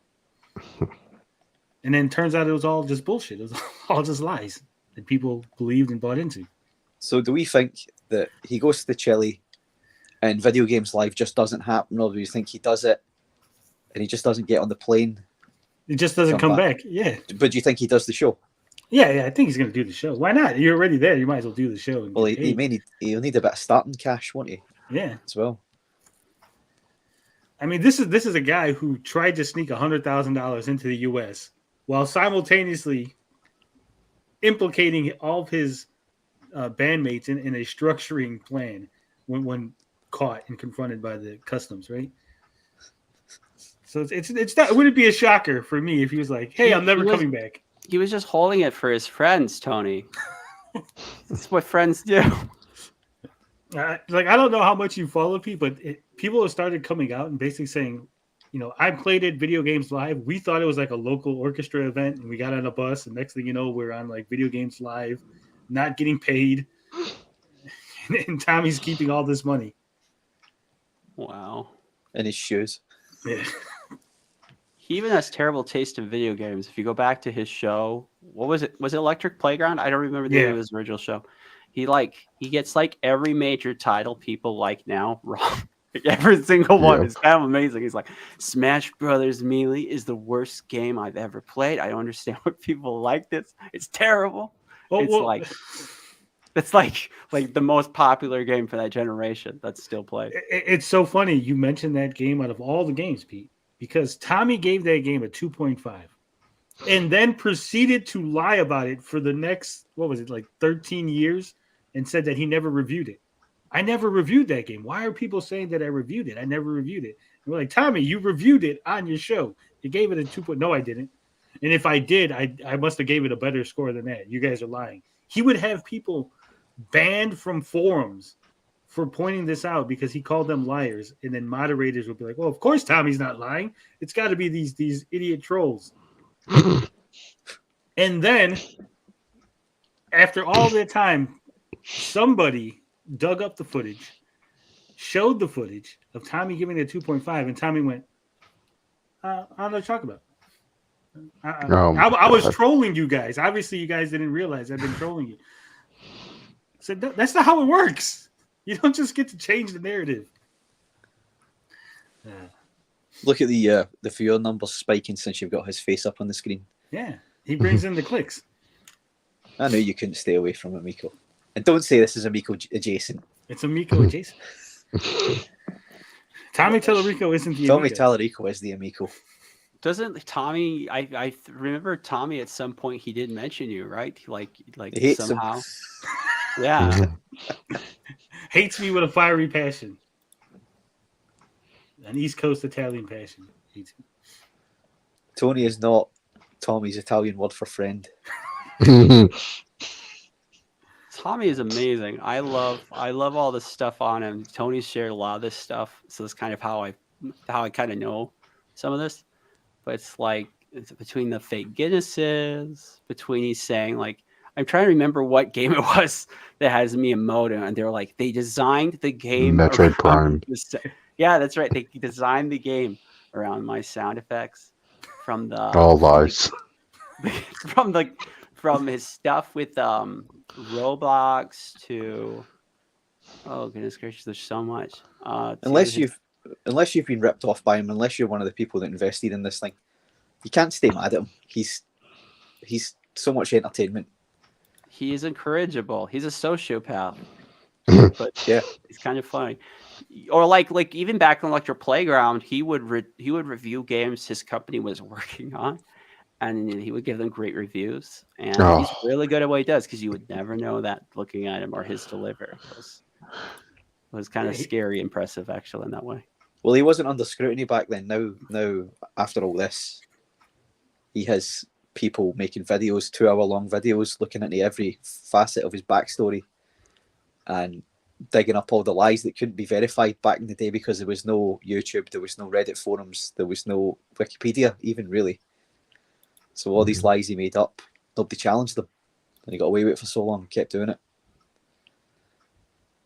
Now people can verify it. Yeah. Now he's running away to Chile because can't handle the heat. How does Video Games Live work? He doesn't just cover his own music, right?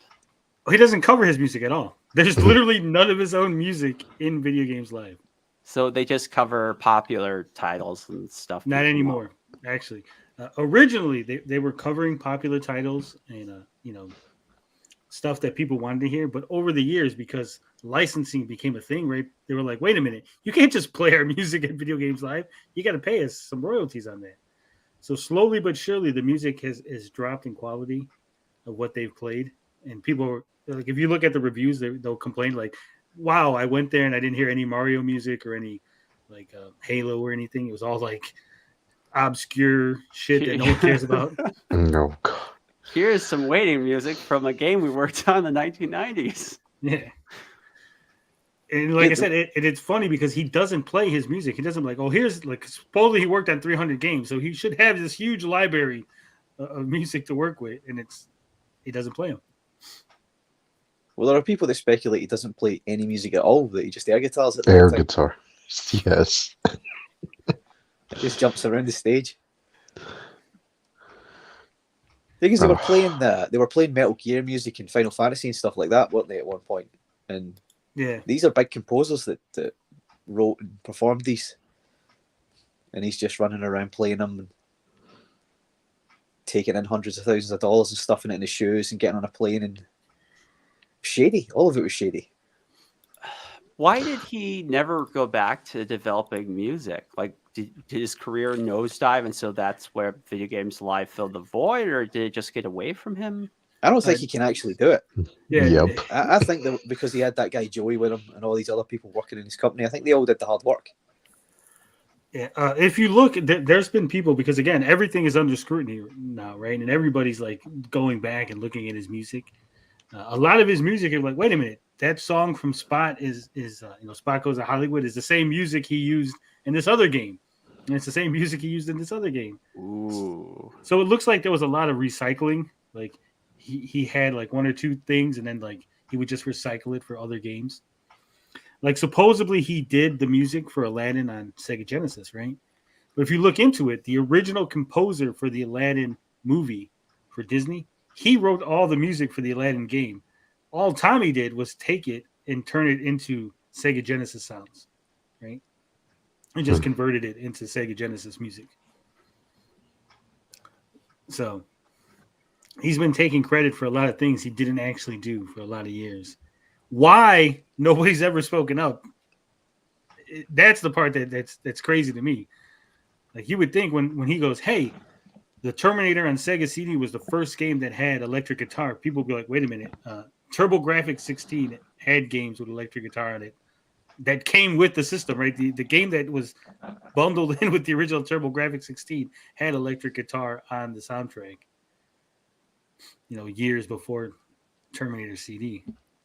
But nobody, no journalist, no gaming journalist, no one in the industry, no one outside the industry. Everyone just took whatever he said as gospel. It's insane. That's why he hates Tony, because Tony pushed back. Yeah, well, because when I interviewed him and he said, "Can we be friends?" And I said, "No, Tommy, we can't be friends." Nice, good for you. And he didn't like that. And he goes, "What do you mean we can't be friends?" I said, "Well, Tommy, if I'm covering you, if I'm covering the Amico, and I can't be friends with the guy, the CEO of the company, right? And I got to keep some journalistic distance between myself. I got to be objective." He didn't like that. He didn't like that too much. Because his Jedi mind trick didn't work. No, it didn't. For the first time. Like I said, I wish I can't get the emails or the DMs because they banned me from Atari Age, those bastards. But the first DM Tommy sends me, it's basically like, it's this huge paragraph of nonsense, right? And the first half of the paragraph is like, "I hate you. You're a terrible journalist. I don't know what you expect to get from this interview." And then somehow it devolves into, "Hey, you live in Chicago. I like the Bears too." Tony, when you download your Twitter archive, does that cover direct messages? Yeah. So you could you get it back if then you download the Twitter archive and then find your DM deep in there? Yeah, but it's not from Twitter. It's from Atari Age. Okay. I misunderstood. Sorry. I got to go through the Twitter archive for something else involving Tommy. A spicy story that I don't know if I ever want to cover, but I just want to get the Twitter archive of it. Because I heard some things. Pete. Some terrible things. You don't want to lose the scoop. You don't want to hint too much. Yeah. Like I said, it's way beyond my capabilities. But I stay go give for it to Pete. Give it to Pete. I don't want to take Tony's work. I mean, I'm happy to. I don't want to. Tony don't want it. It's Tony's scoop. You don't want it. Yeah, we'll talk after the show. There are good people in media who are legitimately good people, and if you work with them, they will try to give you credit and they will recognize you. You have to be very careful because there are a ton of people who work in media and journalism who are scumbags, and they will take all the credit. And you gotta be so careful. Like, I know people often say that, like, if you get a scoop, you should find a journalist or outlet you trust. I don't know that's necessarily good advice. I feel almost like if a person can't handle it, they should try to handle it because you have the best chance at getting it through by shepherding it along and helping it to get through the process. Well, is that even sound anymore?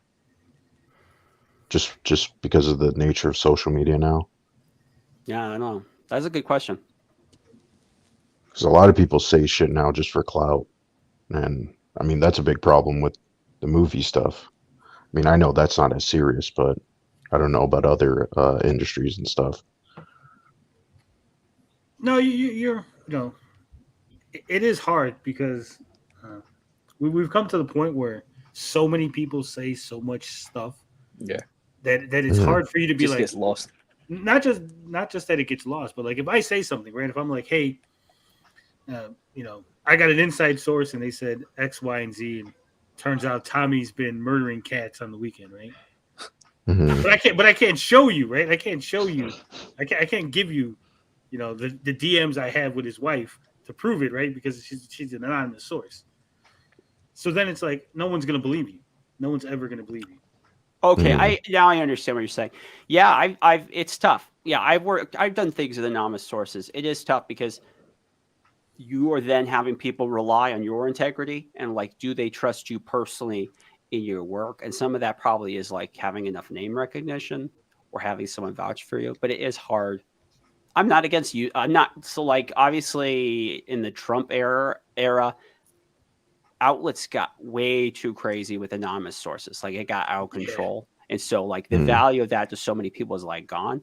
But I think in some cases it's fine to use an anonymous source because they may be someone that can share important and usable information, but they are not in a position to do so safely, whether it's for legal reasons, maybe they have jobs. You know, if you have a livelihood, if you have a career and your family is dependent on it for food, you know, health insurance, home, etc., and you're going to talk to this guy so they can get just the scoop on a news story, it's not.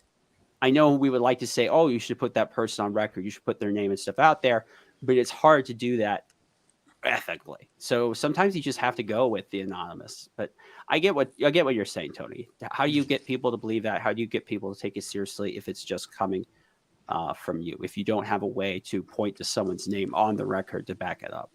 Yeah, I've had issues with that where I've, used anonymous sources, and the rebuttal was always, why would an anonymous source tell you, right? You're a nobody. Why would they tell you that information? I'm like, I don't fucking know. Right? No, well, sometimes they do because they think that you're small, so it's okay, and you're kind of like an escape valve. You're like, I can tell this person, I can, something is bothering my conscience. I can tell this person, and then it won't get out. Like this person's small, or I think they like me so much they won't do anything with it. Yeah. I know that, and you know that, and I'll convince the millions of people watching on YouTube. Yeah, and even anonymous sources, not anonymous sources are not perfect. They do not. No one has a perfect knowledge of anything. We can have pretty close recollections or understanding. So sometimes things will get wrong, and you will report the information, and you can back it up as best as you can. And sometimes they'll just get stuff wrong, like with the Frosk stuff. This is even still in debate now, but there was a big question about, did she have permission to do this or not? And so I talked to sources, and I did the first investigation piece for Bleeding Fool in October. The people I talked to, who are mostly like people, most of them that I talked to were people who were related to the social media team in one way or another. And they said that she had not permission, that the production team did not know. However, other people who talked to anonymous people, and I have no idea if they actually talked to someone, they heard that actually, yes, she did have permission.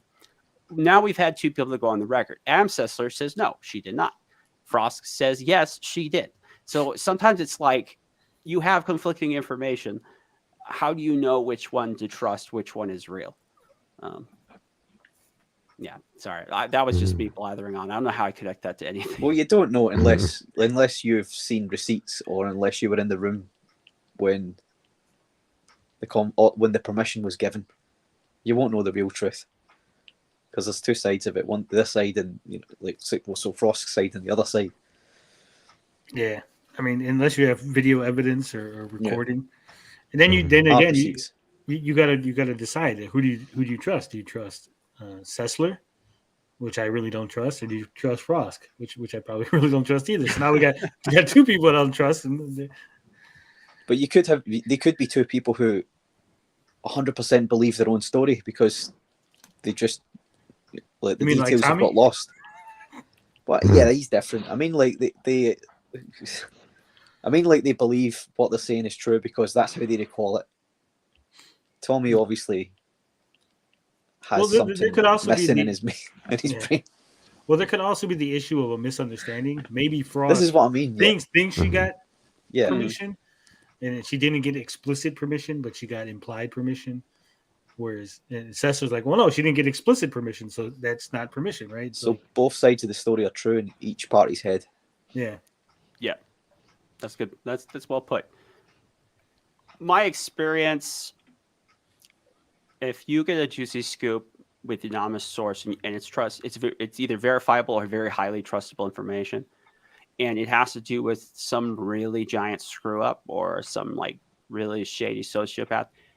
My experience is eventually at some point they are going to screw up so that what information you did report can be verified. But sometimes that takes a long time, but it's just like with the Comcast Spectacor things. The reason why Adam Sessler and Frost can speak on the record at all, because Comcast, the parent company of Comcast Spectacor, which the Comcast Spectacor is the parent company in G4 TV, was that they screwed up on the NDAs. So standard practice with NDAs is you either do it at the front, so when you hire them, or you do it at the back when they leave, and then you say, if you want these benefits when we fire you, you have to agree to this NDA.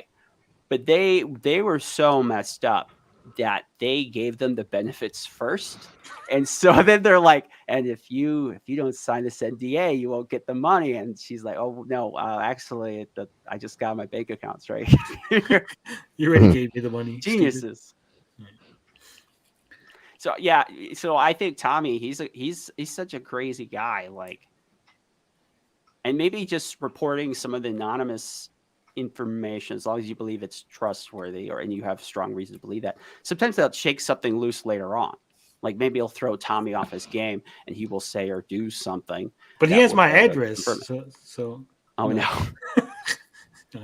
I don't want crazy Tommy to show up to my house. Things really escalated. You obviously don't know how much the man dislikes me, Pete. You don't he literally he had somebody go to try to find a picture of me, and then passed around this picture of a person they thought was me to all of his inside people, so they could be on the lookout for me. Oh my gosh, he's gonna send the mask guy after you. I've seen some of those. I've seen some clips for his streams. He has a mask guy. He looks intimidating. Surely, if he has Mad Max is a friend, actually. It would be easy to get a picture of you, surely, if he has your address. Just get someone to stake out outside your house. Oh, as soon as you walk out the door, photograph you. Well, he actually had a picture of my brother, if you believe it or not. Louis Guzman. yeah, Louis Guzman. No, he did, for real. He had a picture of my brother and my brother's wife, and he was passing it around because he thought it was me. Why? Do you and your brother look alike? We actually don't look that dissimilar. He's only a year and a half older than me, so. He's half right then. If he comes after you and you get like that, you get the main story. I mean, there you go. Though it probably come in at much too high cost. But you should do what the people did for like the John McAfee thing. You should like find a way that you can be the documentarian, and then you're right there next to him when he does something crazy. I think the days of Tommy letting Tony near him are over. Yeah, far over. Well, no, you said the mask guy's your friend. Borrow the mask. Pretend to be Mad Max. just start going on things. Have the mask. You probably won't notice. Joshua Perez says, I've seen Mad Max's face. I've seen it too. Mad Max is a scary looking dude. We were talking about Tommy. We the viewers just shot up. We're at 20. Make sure you like the video. Encourage us to talk more about Tommy Talarico and Amico.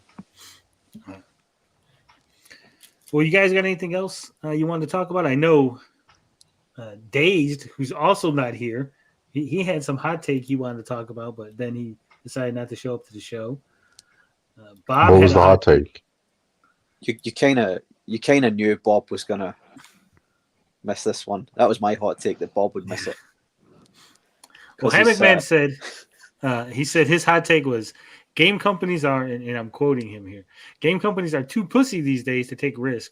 That's why retro games rule, because there weren't as many standards back then. Devs would try new things much more freely. Instead of only worrying about maximizing profits, they'd also focus on being creative. I mean, that's not too far off. I disagree with this 100%. 100%. I disagree too. I'd say Hammock Man's too pussy for not showing up and backing up his point. Yeah. You hear that, Hammock? Well, I disagree with this because when he says this, I 100% know that he's talking about AAA big studios, right? Because there are small indie studios, small, one-man teams that are taking risks, that are making games, pushing things to the limit, making games they want to make, and not worrying about profit. But he's not looking at those things, right? He's not going into different forums and finding these indie games or these, reimagined games that people are making to push the boundaries of creativity. He's only looking at, Madden, the new Call of Duty, the new Xbox game that came out or whatever, right? And that's why he thinks, because his focus is on these big companies, he thinks that gaming is stale. The same way Gary's like, every game is a fucking open world game that is a Dark Souls. I'm like, Gary, there's like a whole wide world of fucking gaming out there. But there are some games that I feel like the companies have like stopped making, right? Because it doesn't fit into the big budget spectacle, right? And it's either just like too cheap or it's just not expensive enough. Like, I mean, even PlayStation is now going back into this repetitiveness of just releasing the same type of game where it's like, it has to be something like God of War, Spider-Man, or The Last of Us, and anything else we can't do it, right? So I mean, don't really. Yeah, that's what I was going to say too. Hi-Fi Rush. Yeah, Hi-Fi Rush is getting all kind of AAA companies can eat a big fat one. Yeah. Can I jump in? My understanding is, which is the 360? Is that Generation 7 or Generation 6? 7. 7. My understanding is what happened during Generation 7 was the cost of development skyrocketed. And the problem was that then the expectations for these games were raised. So studios to produce the same kind of high AAA quality kind of release that they had seen in the previous generation had increased vastly. And that meant that you were putting in much more risk for your project. Your project now really had to make money, like in a sense, even more than it used to be. And so that made it harder for thinking outside the box. The other problem was the teams had gotten a lot bigger. So even though as each generation goes on, you need more and more people to work on the project. So even back, when Sakurai is working on Smash Brothers Melee, that's a relatively small team. But today, some of that would work on him. You have hundreds, if not 1,000 or more people. Yeah, he's talked about that. Yeah, so you have so many people, plus you have whatever mandates the big company you're working at. So it's hard to get a sense of authorship, and I think that kind of hurts a lot of the creativity. And it kind of makes it feel like a little bit more samey. Well, also too, there was, I know Tony doesn't like.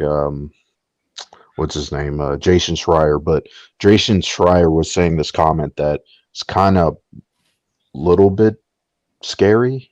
I don't know, scary, weird. But it was the fact that if there was to be a new AAA IP from one of these studios, if they started it now, it won't come out until the next generation, which is something that has, in development, not been done before, right? It's usually if they would start it now, it would take 3-4 years. But now it seems like it's taking 5 to 7 years to make some of these games, unless it's a sequel, right? You'd like to think there are things in development that have been in development for a few years now for this generation, though, wouldn't you? Yeah. Well, I mean, there's some games. A new IP, though, right? Yeah, I'm saying a new IP. If it's a sequel, it will come out sooner. Yeah, but they could have something that's been in the works for a few years that's a new IP that they were intending to bring out this generation. I think this generation will last a lot longer than the last one did anyway. I think this one will be, because the last one was longer than the one before, right? Mm-hmm. Yeah. Yeah. So well, COVID extended this generation. Mm-hmm. Yeah, well, yeah. So it kind of false started though, didn't it, with COVID? Yeah. I think Hogwarts Legacy is coming out. That was 7 years. I think I read. It's either 6 or 7 years. It was. And when that game was leaked since 2018. It was leaked, and then it never got revealed until I want to say 2020. So if everyone had gone the way the studio had planned, it would have been revealed in 2020. There would have been maybe sooner. Yeah, maybe. I mean, the 2018 leak was like just a concept. I mean, no, it wasn't a concept. It was like screenshots of gameplay. And it looks fairly similar to what it was now. That could still be a concept, though. That could still be more or less.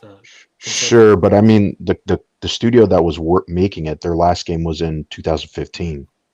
So they've been working on that game for quite some time. I'll just point to Earthworm Jim 4, and what was a screenshot in gameplay turned out to be just what? A concept, right? Mm-hmm. Just a meeting between people. Yeah, just the meeting. So, Yeah, the company that's making Hogwarts Legacy was Avalanche, and before they worked for WB, they were working for Disney. They did the Disney Infinity games. Well, before that they did, or I should say after that they did Mad Max games. Oh yeah, you are. Yeah. Sorry, I forget about that game sometime. It's kind of a It's kind of underrated. Kind of in a weird place. Yeah. Yeah. Well, I think Hogwarts Legacy, they probably had to go through a lot of legal stuff and clearing things out, and potentially because I mean they're working within the Harry Potter franchise, right? They can't just decide we're going to do this. We're going to have the main guy have a gun and he's going to start shooting people. Like no. Right? Like there's certain things you can't do in this universe, and it's got to. They're 11. Yeah, they're like 11-year-old characters. I mean, no, but I'm just saying. Got dark really fast. Hey, I've always said, in the Harry Potter universe, just bring in a 9mm, that would have ended the whole series. Oh my god! Like Voldemort just shows up, he just shoots him. a 9mm to Harry Potter's school. Yeah. That's because they're English. That's why there's no guns. If that was an American school of magic, they would have been magical MK, AK-47 shooting people and stuff. Well, there should have at least been a magical gun. Yeah. Now that you said that. No, what I'm saying is there's probably certain things, right? Like even the storyline and the lore, in order to, hey, this is where we're going with it. Oh no, that's not how it is. You can't do that because in this one book I said X, Y, and Z. So oh shit, we got to rewrite this. We got to fucking redo it. And that's another game that has a lot of controversy and all weirdness. Just well, that's because you play as an evil wizard trying to put down a strike. The bankers are like, hey, we don't want to be subjugated to your banking laws no more. We want to be free. And they're like, no. You're going to be bankers, bitch. And that's what you do in Hogwarts Legacy. It is weird. I am actually fairly excited for this game. Even though I know I'm not the target demographic. Yes, you are. It's for everybody. You're a straight white male. Hogwarts is for you. I am just the age when I was like, I was a teenager when those books started getting big. So I'm kind of like, I'm the same age as a lot of the people that are really into it. It is interesting watching how the public opinion of that has changed so much. Yeah.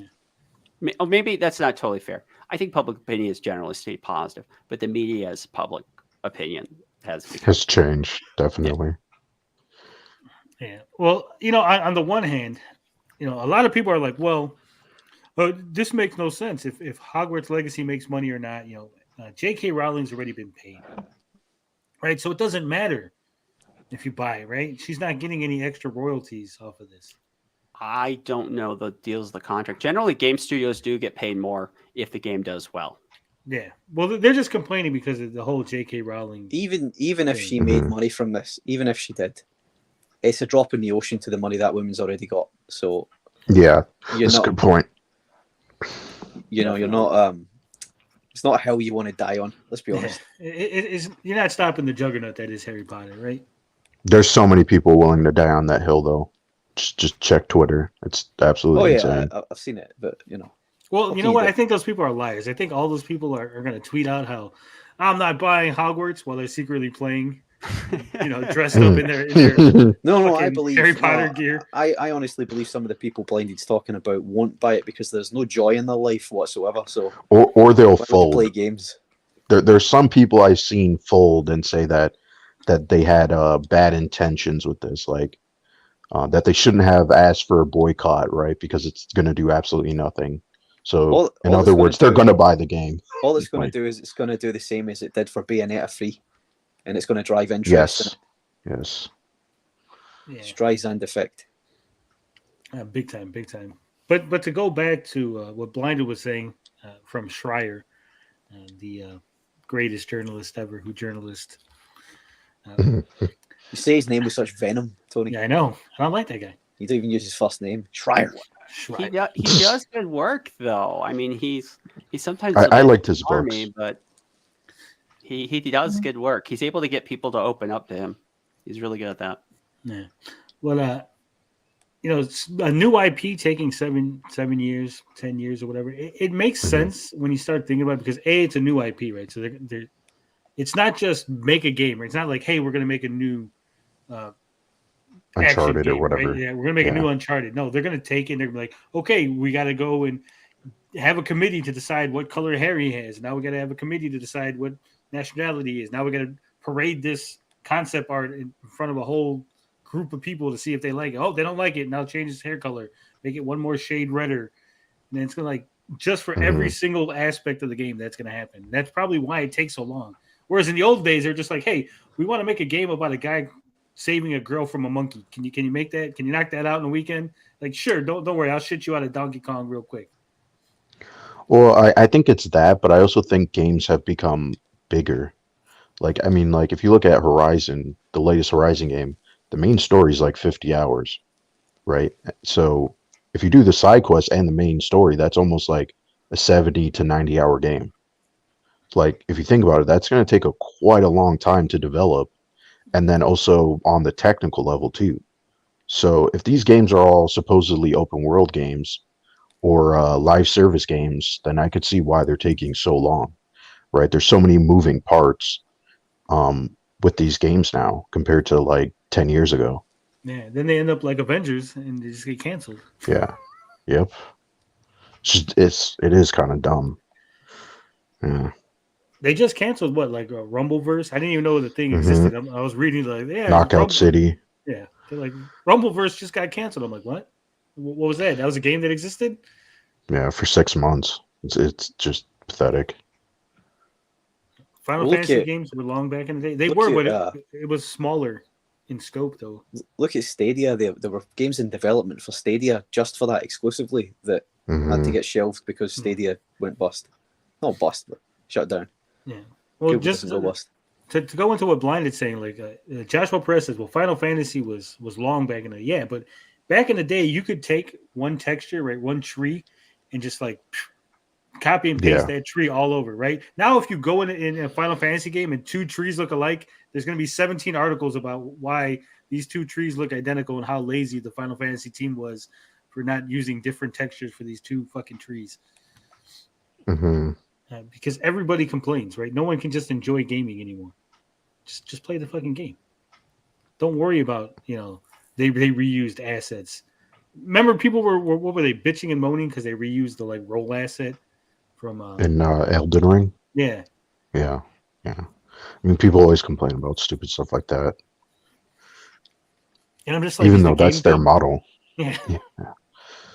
I'm like, hey, if they didn't do that, it would have took the game an extra like 2 months to come out. Aren't you happy they reused it? But or people would complain. They would complain that they couldn't roll like they did in the yes, exactly. Damned if you do and damned if you don't. That's people in a nutshell. All right. Anything else, gentlemen? Blindy's was there any news? No news, but Blindy's got to plug tomorrow's show. I don't want to plug that. Oh man, there's got to be some other news before we end the show. There's literally no other news. We're not going to end the show. We got to go through the polls. We missed last week's polls. Oh, yeah, balloon crash somewhere in the country, and that's big news, I guess. Oh yes, that is. I was traveling during all this, so I don't know what's going on with the balloon. That was a Chinese balloon. Chinese balloon. Balloon boy is dead, unfortunately. Yeah, they popped the balloon finally. I guess like an F-15 or something flew by and destroyed the balloon. Why did it take so long? They said they didn't want anyone to get hurt or something. Yeah, they were worried about if they popped it, if it exploded or something. The government always has excuses. What if this happens? Meanwhile, China and Russia are not upset if one of their satellites crashes and falls on a house. Yeah. And we're like, oh, you gotta be so careful if you pop that balloon. Who knows where it'll fall? Oh no. It could be like the turtle, like how they used to do with the turtles, where they'd be like get their heads stuck in the can plastic. Mitty says, what about 1UP? The description says there was news about Arcade 1UP. Well, there was a little bit of news. I looked over the Chinese patent that Glenn's retro show showed me, and basically Glenn is not listed as the owner of the patent. The Chinese company that works with Glenn is the owner of the patent, and the inventor of the patent is a different individual that's also not Glenn. So I'm not sure that it would be a Glenn versus Arcade 1-Up issue versus rather it would be a separate Chinese company versus Arcade 1-Up issue as to them using the same locking mechanism for the joystick. That's not just Glenn's name in Chinese, is it? No, it's not. It's not. Because I verified this with Glenn. He's like, yes, that's the Chinese company I work with, and that's the Chinese inventor, engineer. That's name is listed on there. Mm. No, the Chinese company works with Glenn. They're not going after Glenn. They work with Glenn. Yeah, I know, but no, that was 56K one. He said Chinese going after. Stuttering Craig got triggered and unhinged. Yes, he did. He did. What happened to Stuttering? I don't. Sweet and Tender broke him. Yeah. So Stuttering Craig did an interview with Tommy Talarico, and he promoted the Amico very briefly, said some good things about it and how it was going to be a good system for hospitals and parents and couch co-op. And then Sweet and Tender Hooligan, who's just a lovable little scamp there, he made a little supercut of Craig saying things, and Craig took very, very big exception to that video and then like had a whole stream about it. And then a couple other people did streams about the stream Craig did, and then he did a stream about that. And it's been a whole thing. It blew up. Yeah, it grew. It grew ahead of its own. Is Craig also the one that used to work on Screw Attack? Yeah. Okay, I liked Screw Attack. That's interesting. The reason why people like Sweet and Tender are necessary is because he's one of these people who he doesn't often put his own opinion out there or his own voice. He just takes what people have done, cuts it up, doesn't take it out of context, leaves it in the context it was originally in, and puts it out there in a supercut. And people don't like it when they get told that they did something that they're embarrassed about now. Craig's one of them because he was a shell. He shelled for, I don't know what is it, the Boston show, the Creola, which one of the shows was he at? Texas. Oh, Texas, so a different show. So he was filmed saying good things about this vaporware console. Obviously, he's either friends with Tommy or he's paid. He said that he was a 15-year acquaintance, but he really didn't know Tommy that well. Right. Okay. But there you go. There's the whole point. So these weren't really his opinions. It was opinions he was being fed to say to the camera. Yeah, and he didn't like that. Part of the issue was so Craig was covering the Billy Mitchell stuff, right? King of Kong guy. I think there was recently another scandal where they're like, not even his practice console. No, his practice machine. Not even that was legit because he had like an 8-way stick instead of the standard 4. Anyhow, sorry, go on. So he was covering that, right? And people were like, well, if you're covering this, why haven't you said anything about the Amico? That's big news in the retro scene. And H-Bomber guy did a whole video on it. It's got like 5 million views. Like, you're actively avoiding this issue. And there's got to be a reason, right? And so Craig was very defensive about it. And so that's where everything kind of snowballed from that. And then Craig was basically like, well, I don't pay attention to what's going on, right? I don't, I'm not hip to the news. And so I was like, well, I did a video. I was like, well, I guess, he's not hip to the news because apparently one of the people he had on his panel basically was tweeting out how Hitler went to heaven, and it's grooming is actually protected speech under the First Amendment. Interesting. And I was like, well, it's obvious he doesn't pay attention to what's going on because after this lady was on his show and then she did all these things, he didn't say anything about it afterwards. So I'm like, it's fairly obvious he just has people come on and just doesn't give a shit what goes on after. So I guess Craig has been floundering ever since the Screw Attack days. He's in gaming, he's out of gaming, he tries other things, he comes back to gaming, he quits gaming. So currently he's back into, like, I guess, sort of gaming related topics. Yeah. A lot of us flounder. I can relate. Yeah, I mean, I can relate too, but it's you don't take it out on your audience, right? Yeah. No. You deal with it gracefully, and he has not. Yeah, Sweet and Tender only has, I think he has like less than 100, or maybe he has less than 200 subscribers. He's a tiny, tiny little channel, right? If Craig just didn't say anything, that would be it. That doesn't even matter. None of what he said was a lie. No, I agree with you, but what I'm saying is if you just ignored it, right? If you're a bigger channel and you just ignore it, nothing's gonna happen. No one else was covering it. No one was gonna give it any airtime, right? It's not like the Quartering is gonna make this video like, oh, Stuttering Craig shilled for the Amico, and he's like, oh shit, now I gotta deal with it would have just died on the vine. Yeah, Craig gave it publicity, and I think that video that Sweet put up has tons of views now, and I think he's gained tons of subscribers out of it as well. So all the guy has done is He put said he just attention reached on it. 100 today. Let's go. Yes. So that's what I'm saying. Man. Like, a lot of people don't understand this concept, right?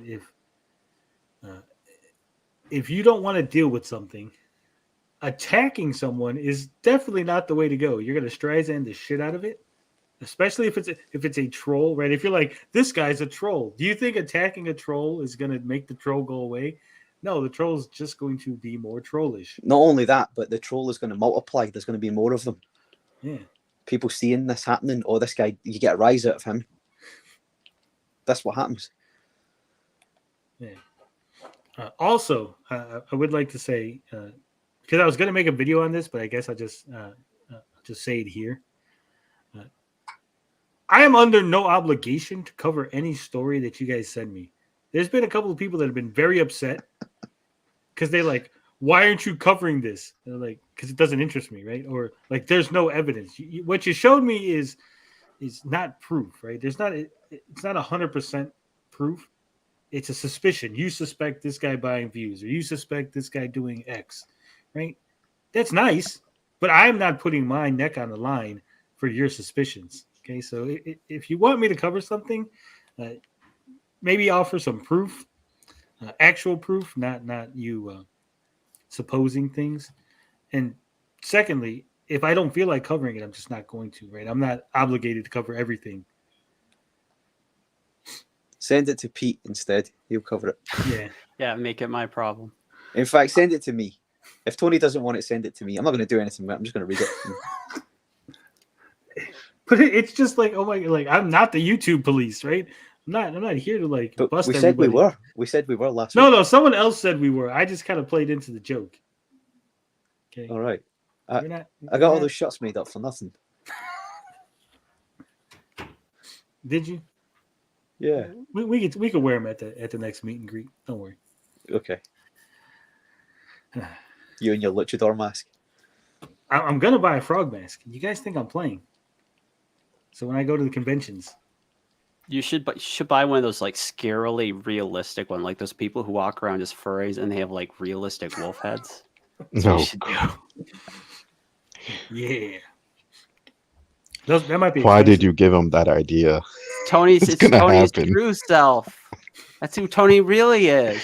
I'm gonna get the gloves and everything to match. He was going to eventually think of that on his own anyway. Blinded it wasn't for me. He's gonna do that fake accent too, just to like fuck with people. This is his fake accent. What are you talking about? Yeah, this is the fake one. The other one's the real one. Oh yeah, the real one, I should say. Yeah, my apologies. I completely forgot. All right, let's roll on over to the YouTube channel and let's see what the polls have to say. The polls from this week and last week. And last week, yeah, because when we had Min Salad on, I forgot about the polls. I was distracted. Okay. So sue me. All right, so 2 weeks ago, I asked a very simple question. Do you think crypto is a scam? 110 votes. 83%. We went over this. Tony, Did we Yeah, go over this we one? did this. we talked Yeah. about this. Did I just not do any polls last week? Very scammy. All right, here we go. 12 days ago. Do you find games that you thought were hard when you were a kid to be easy now? 59 votes. 75% said yes. 25% said no. Have you ever come back to a game that you used to be good at and found that you're terrible now? That's what I said. I think I said that in my comments. I can't beat anything I used to beat. Fighting games are really bad for me. I used to be okay at them, and now it's just not there anymore. Well, you realise now.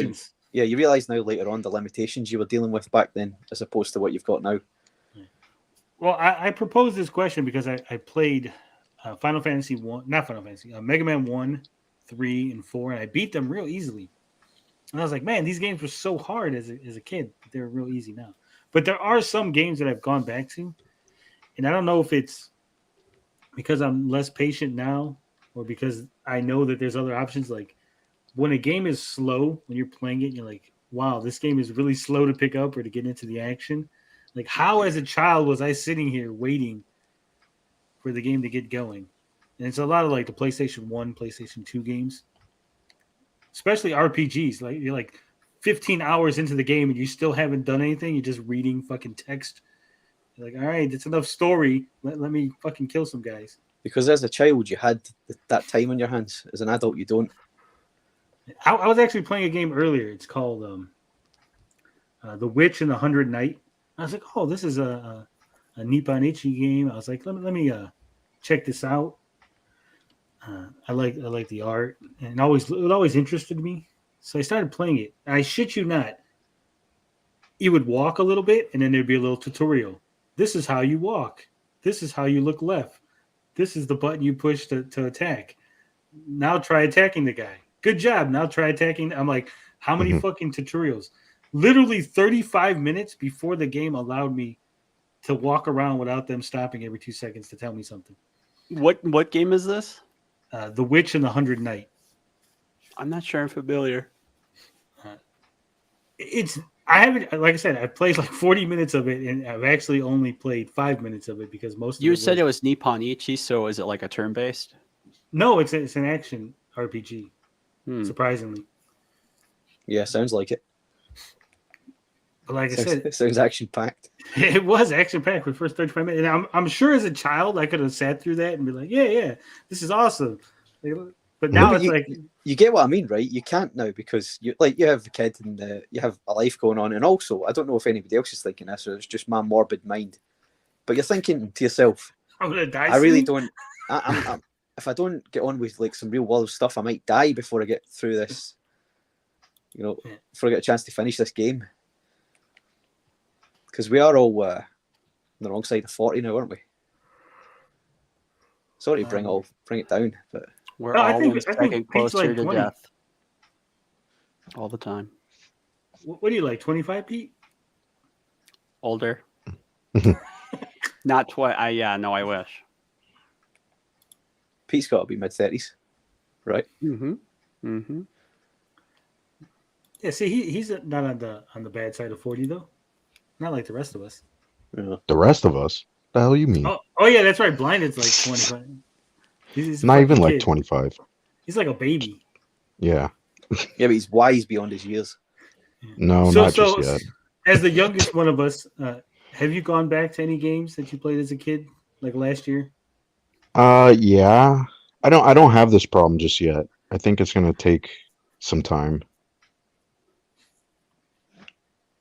Right. Moving on. This didn't work out, by the way. This was the schedule that definitely fell through. I can never keep the schedule. All right, so I asked, do you prefer I stream one game over multiple consecutive streams or change it up periodically? The three choices were stream one game until you beat it, stream multiple games a week, never repeat, or stream multiple games but return to the ones not yet completed. Overwhelmingly, 59% said stream one game until you beat it, which is weird because every time that I play a game like Batman, I get people going, "Oh, you're playing Batman again? This is like the fifth stream in a row." I'm like, I don't understand. I don't understand the audience. Look, if a game is like 60 hours, it's going to take more than a couple of streams, guys. What do you want from me? What would you do, Pete? You're streaming games. I have not I've occasionally streamed games in the past, but I'm not great at it. Mostly because I struggle with meeting schedules, and I don't think I'm the most interesting person to listen to while I play a game. What would I do? I think like if it's your initial viewers, they start with you in one game, they might want to continue with it till you finish it. But I guess that's always a gamble because like you're never going to have one game that makes everyone happy. But if you flip it around too often, then you put people off. I don't know. I'm not a streamer. See, I'm the wrong person to ask. I would not know what would be the best protocol. Oh, 56K warning says you pick boring games with boring commentaries. Well, I'm sorry if some of the games I pick are old because I haven't played them yet. And I'm sorry if some of the games I pick I got for free under the idea that I would stream them. Say, hey, stream this game and you can have it for free. I'm going to do that. You need a hot tub and some yoga pants, tight-fitting yoga pants. That's what it is. That's pretty much what Twitch is now. It used to. I miss old Twitch because this new Twitch is like we've just given up. We're not even trying anymore. It's cesspool now, isn't it? It is. It is. I miss they go through like a retro TV show. Like there was like a classic Doctor Who stream in like 2017, 2018. That was awesome. And it seemed like even at that point, you know, it is a little later on Twitch's life, but it seemed at that point there was like still a focus on kind of fun content that was content instead of, you know, just being looking at a hot chick. And here's just an excuse to have a fake relationship with your fake girlfriend for 10 to $50 at a time. Oh God. Yeah, that's just weird. Joshua says stream new games, newly released games. I did. I literally streamed a game that had just came out, but it was just not a game that you guys liked. That's the problem. Which one? That Pumpkinhead one? Yeah. No, that was an old game. No, but when I streamed Chained Echoes was only out like a month. Oh yeah, I didn't watch any of that. Yeah, no one wanted to watch that because it didn't have an interesting enough thumbnail. I think you should get that other guy that did your thumbnails before. They were much more interesting. Wonder where he is now.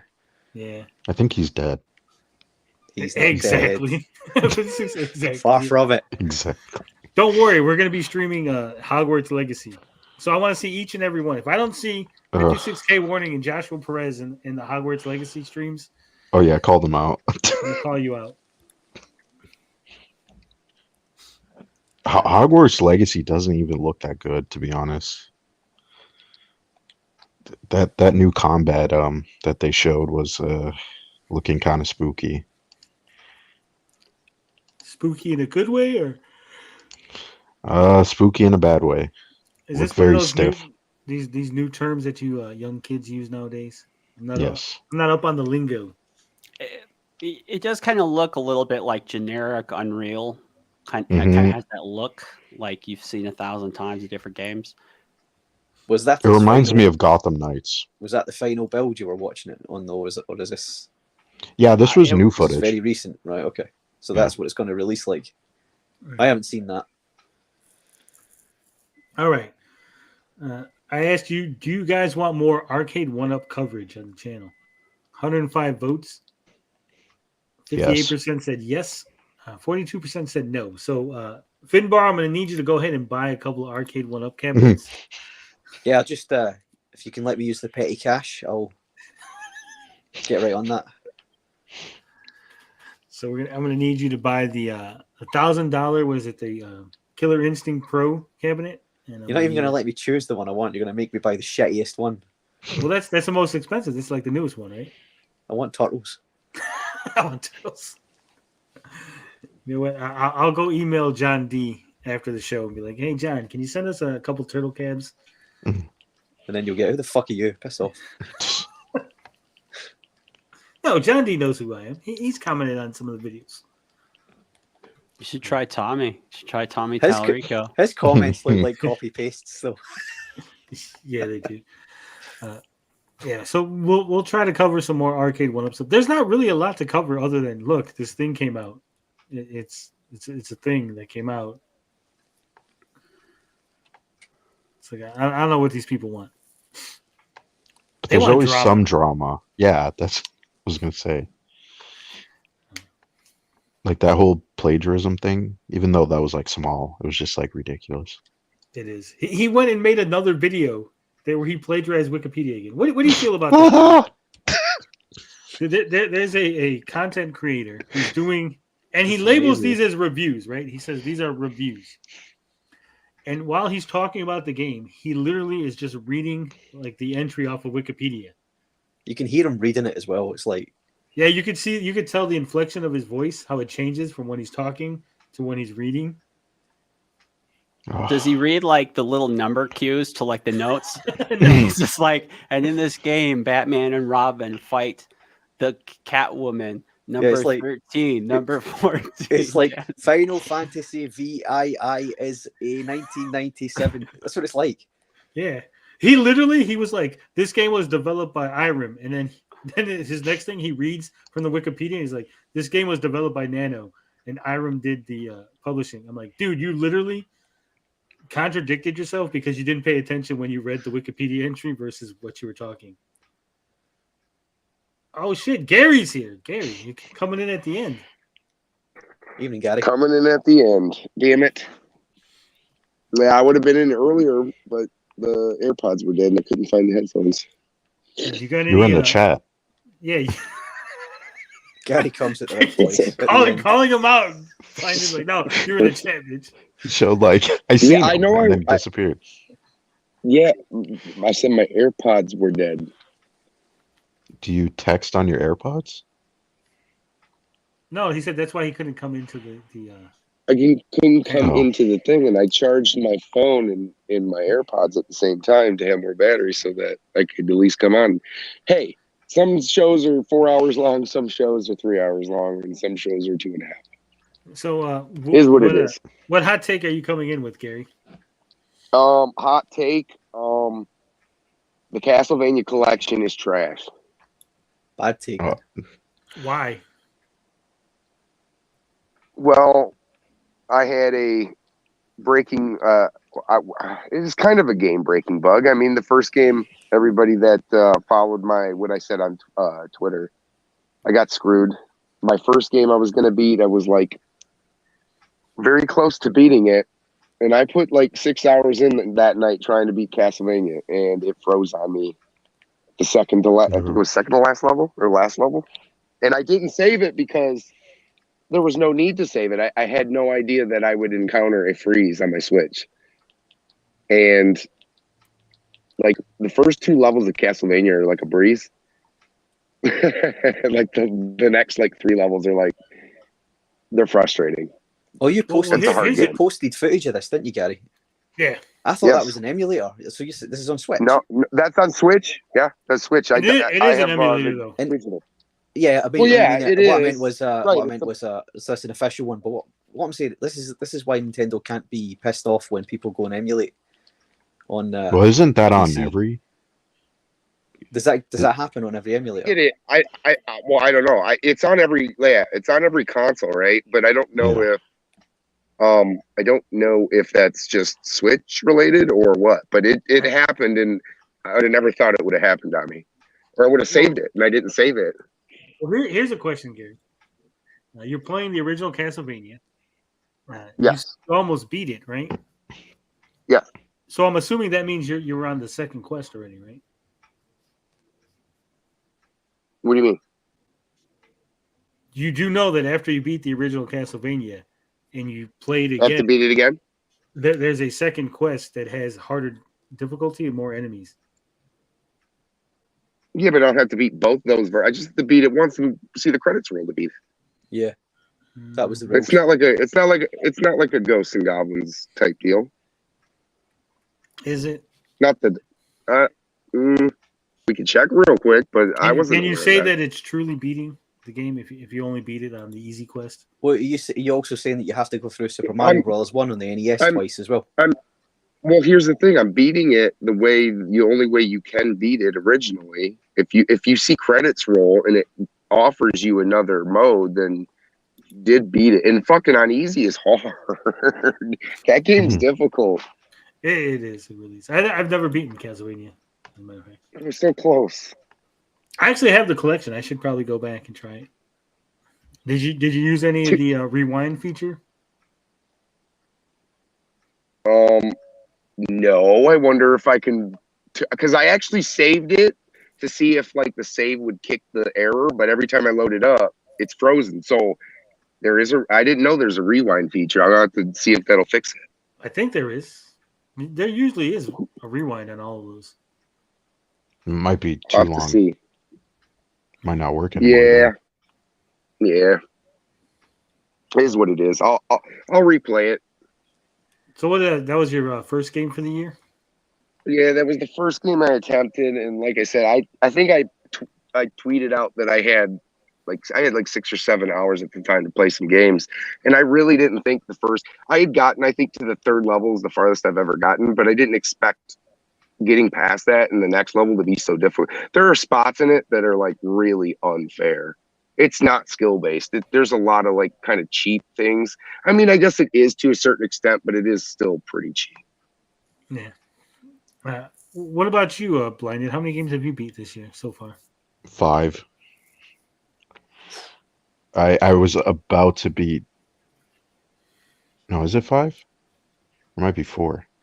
I was about to beat one game yesterday, and I encountered a game-breaking bug, and now I can't beat the game. Everyone's getting bugs. What game was this? Was that High on Life? Pokemon? No, High on Life. The game, apparently, for some people, they can't beat it, and I'm one of those people. Right at the ending. Yeah, that sucks, man. Yeah, and they said they're gonna patch it, but it's been like a month. So. You played The Walking Dead. That doesn't count. No, it does count. I've been playing. Those the aren't other real games. games. Nah, they're definitely real games. That's I like like the playing series. walking simulators. Is that one of the Telltale ones? Yeah. No, Oh, that counts as a game. Game's a game, Tony. Yeah, that's fantastic. All right, Plus, well, I got a bunch of other longer games, so I got to knock out. I'm gonna go beat Journey, Flower, Gone Home.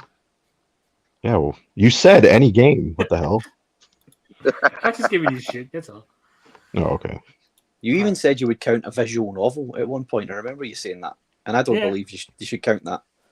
Well, it's a game. Like, no, I mean you anything can't play. anything that has no interaction in it. Like if you just press the A button to advance to the next page, it's not a game. Well, if you have to walk around? Do you know how many games are like that though? Like Pokemon is literally just press one button. No, but there is no. He's walking around in hold Pokemon. No, there's a difference. He's basically saying like, look, like Reading if you're a book. reading a book and you're hitting the button to advance the page, yeah. I mean, but still, obviously Pokemon, it is a game you just use one button. As a game, but he's getting defensive, but what I'm saying is, I'm right. Of interaction to yes, one button, but you can't just hit the button and then beat the game with just hitting the button. Yeah, but a visual novel is still a little different. 56K Warning says he's beat 20 Flash games. God damn. He's winning. All right. I asked, do you plan on buying Hogwarts Legacy? 40% said yes. 60% said no. And I know Potion Sword Run said he's going to buy it day one. He's ready to Yes. I haven't, I'll be honest, I haven't looked too much into it. I've looked a little bit and I was excited for what I've seen. That game could be possibly a game that like I would buy. You know what I mean? It's not like a system seller by any means, but it could be a reason why I would like to have. It's coming to Switch. You know, something new. Yeah, but like, and this is gonna make Ninja Kitty happy, but that's the kind of game that like I'd rather play. Of course, it's gonna look better on, you know. I'm curious to see how it looks on Switch. It's gonna be so bad on Switch. You know, I've never beaten a game on Switch. Wow. Do you own didn't one? you play Animal Crossing? So you don't. Yeah, I do. Have you not beaten it? Nope. You can't really beat that. You can roll the credits on Animal Crossing. Yeah. Once you've done that, you've beaten it. I've never beaten a game on Switch. I think I've only beaten one Steam game. Because, you know, I'm a Sony pony. What do you expect? Yeah, you are. All right. So I asked, do you want more DC and Marvel videos and or live streams? 66 votes. 24% said yes. 17% said videos, not streams. 6% said streams, not videos. And 53% said no. So I guess we're no longer covering Marvel and DC, guys. Well, don't worry, because somebody else is. Hey, Blinded, am I good wrong? friend Blinded Braille is going to cover it for you guys. Blinded, am I wrong in thinking that? Yeah, what were you going to say, Ariel? I just watched Black Adam. Like while I was at work and at the hotel, they had it on HBO, so I watched Black Adam. Yeah. Why is DC's like CGI so terrible? You know what's funny? You know, people say the CGI in that movie is good. It's terrible. I have no clue why. I just watched we just got done watching Spider-Man 2, and I swear, Spider-Man 2's fucking CGI is way better than that movie's CGI. Which Spider-Man? Some parts. Spider-Man 2. The Toby. The Raimi Toby. movies? Yes. A lot of that was practical. Yes. A lot of the yeah.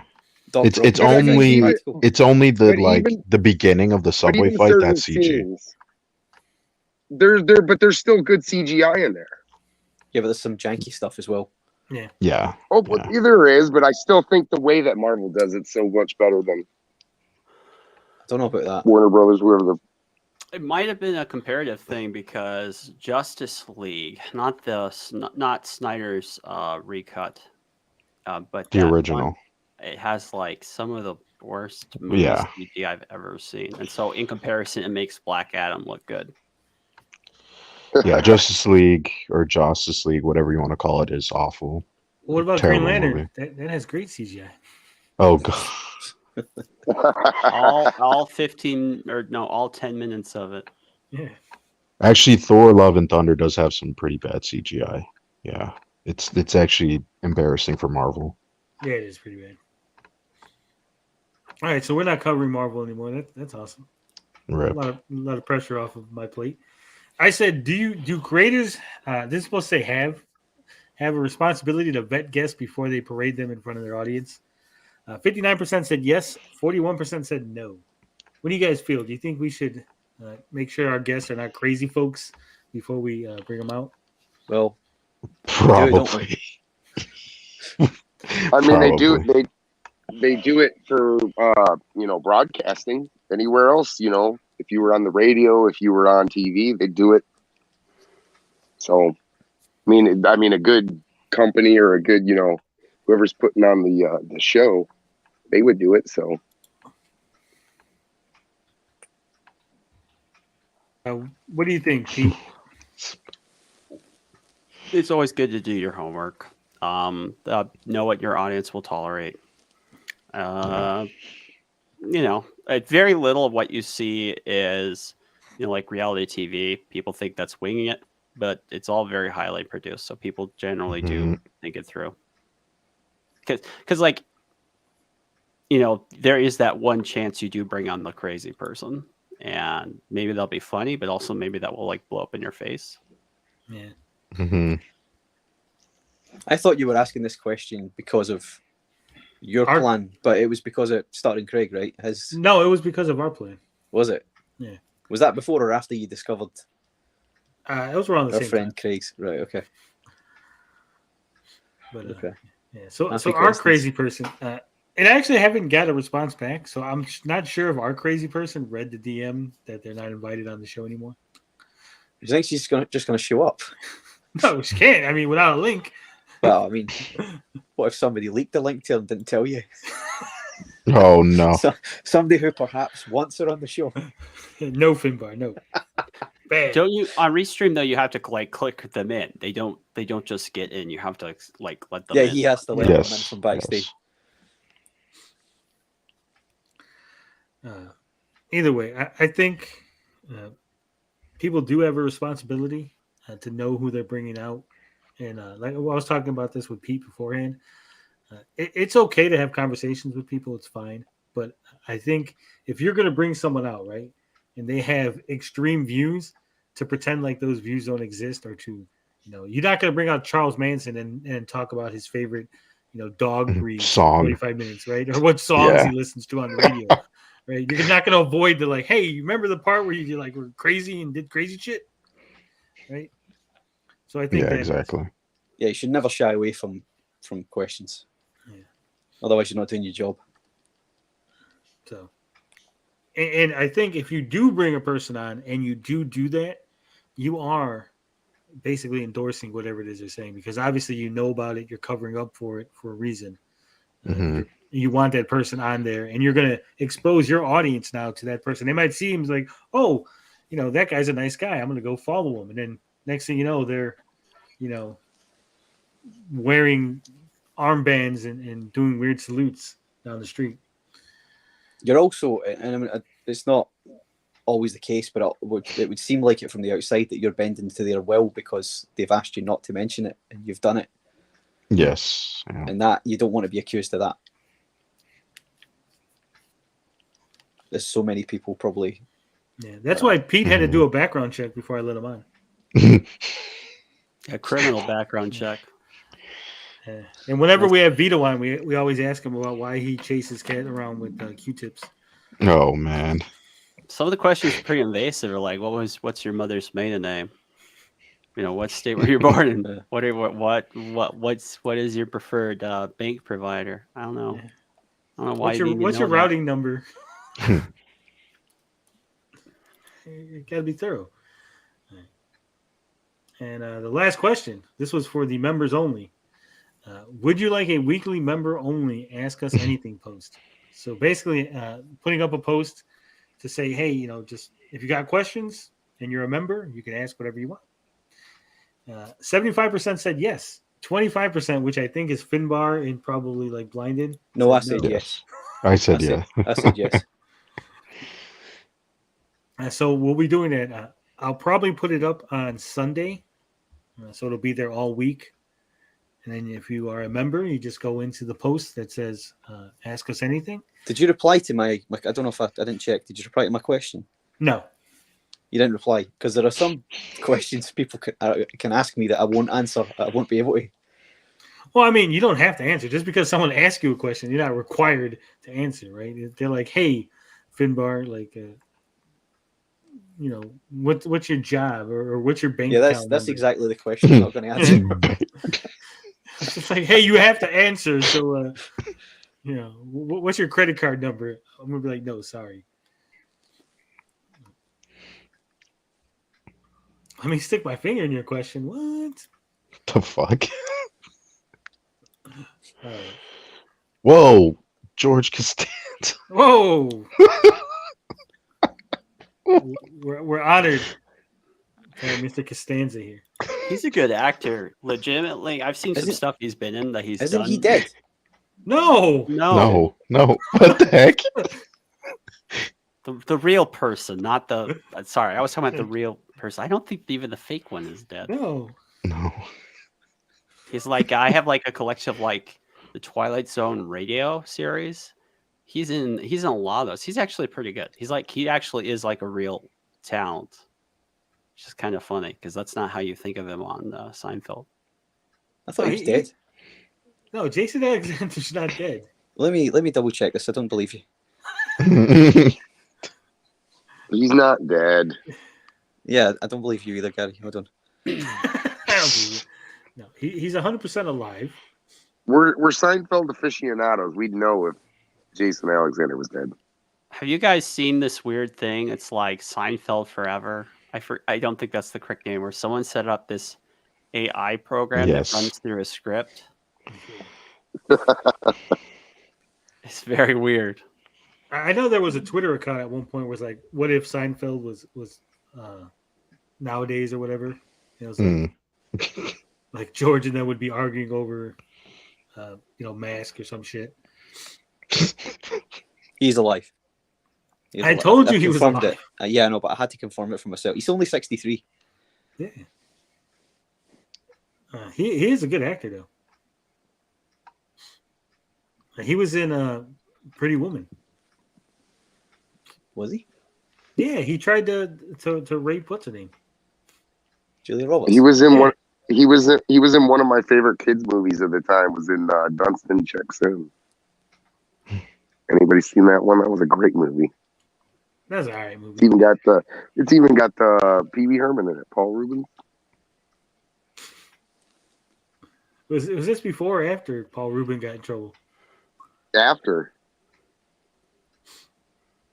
How did he get away with that? I'm pretty sure it was after.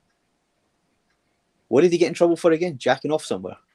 Yeah. Yeah, and like a movie theater. Was it just a regular movie theater? Or was it like a? Well, I mean, it it was a movie theater that showed adult movies. I'm sure he wasn't just jacking it to like fucking Dunstan checks in. But what I'm saying is, I'm sure he wasn't the only guy jacking it. Oh boy. No, he was just loud about it. He was just making Pee Wee Herman noises, so they recognized him. All right, hey, Tony, I gotta go. I have to go help clean up with 10. Just as we make the Pee Wee Herman orgasm sound, Pete dips out. Yeah, all right. Thanks, Pete. Where can they find you? How could I miss the Paul Rubin talk? We're actually winding down anyway, so where can we find you at, Pete? Yeah, I do the Culturescape podcast, which you can find on most people that follow it usually are just podcast listeners, but I had a little bit of success. So you can also find me at the Culturescape YouTube channel. You can just type in my name, Peter Pischke Culturescape. It should pop up. I have Twitter, which is at Happy Warrior P. I kind of write here and there and everywhere. I'm freelance, so you'll see me around.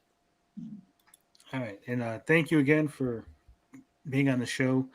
Check out the Frosk interview. It'll open your eyes. It was a great thing. Huge get. And I expect big things from Pete. He's going to be too big one day to be on the show. We're going to be like, remember when Pete used to hang out with us talking about Paul Rubin jacking off? And look at him now. Superstar. He's a superstar. He's talking to Henry Cavill about Paul Rubin jacking off in movie theaters. And we'll still. No, he's the superstar. That would be weird. And we'll still Wouldn't be it be talking funny about though Amico. if you visit Henry Cavill and you realize the reason why he doesn't talk to anyone, he's like a shrine to Pee Wee Herman. Oh my god. He's just like a huge. I'm like, he's a huge some really weird shit. Pee Wee Herman fan. Yeah. All right. Thank you all for watching. Make sure you hit the like button on the way out. As always, love, peace, booty grease. We out this bitch.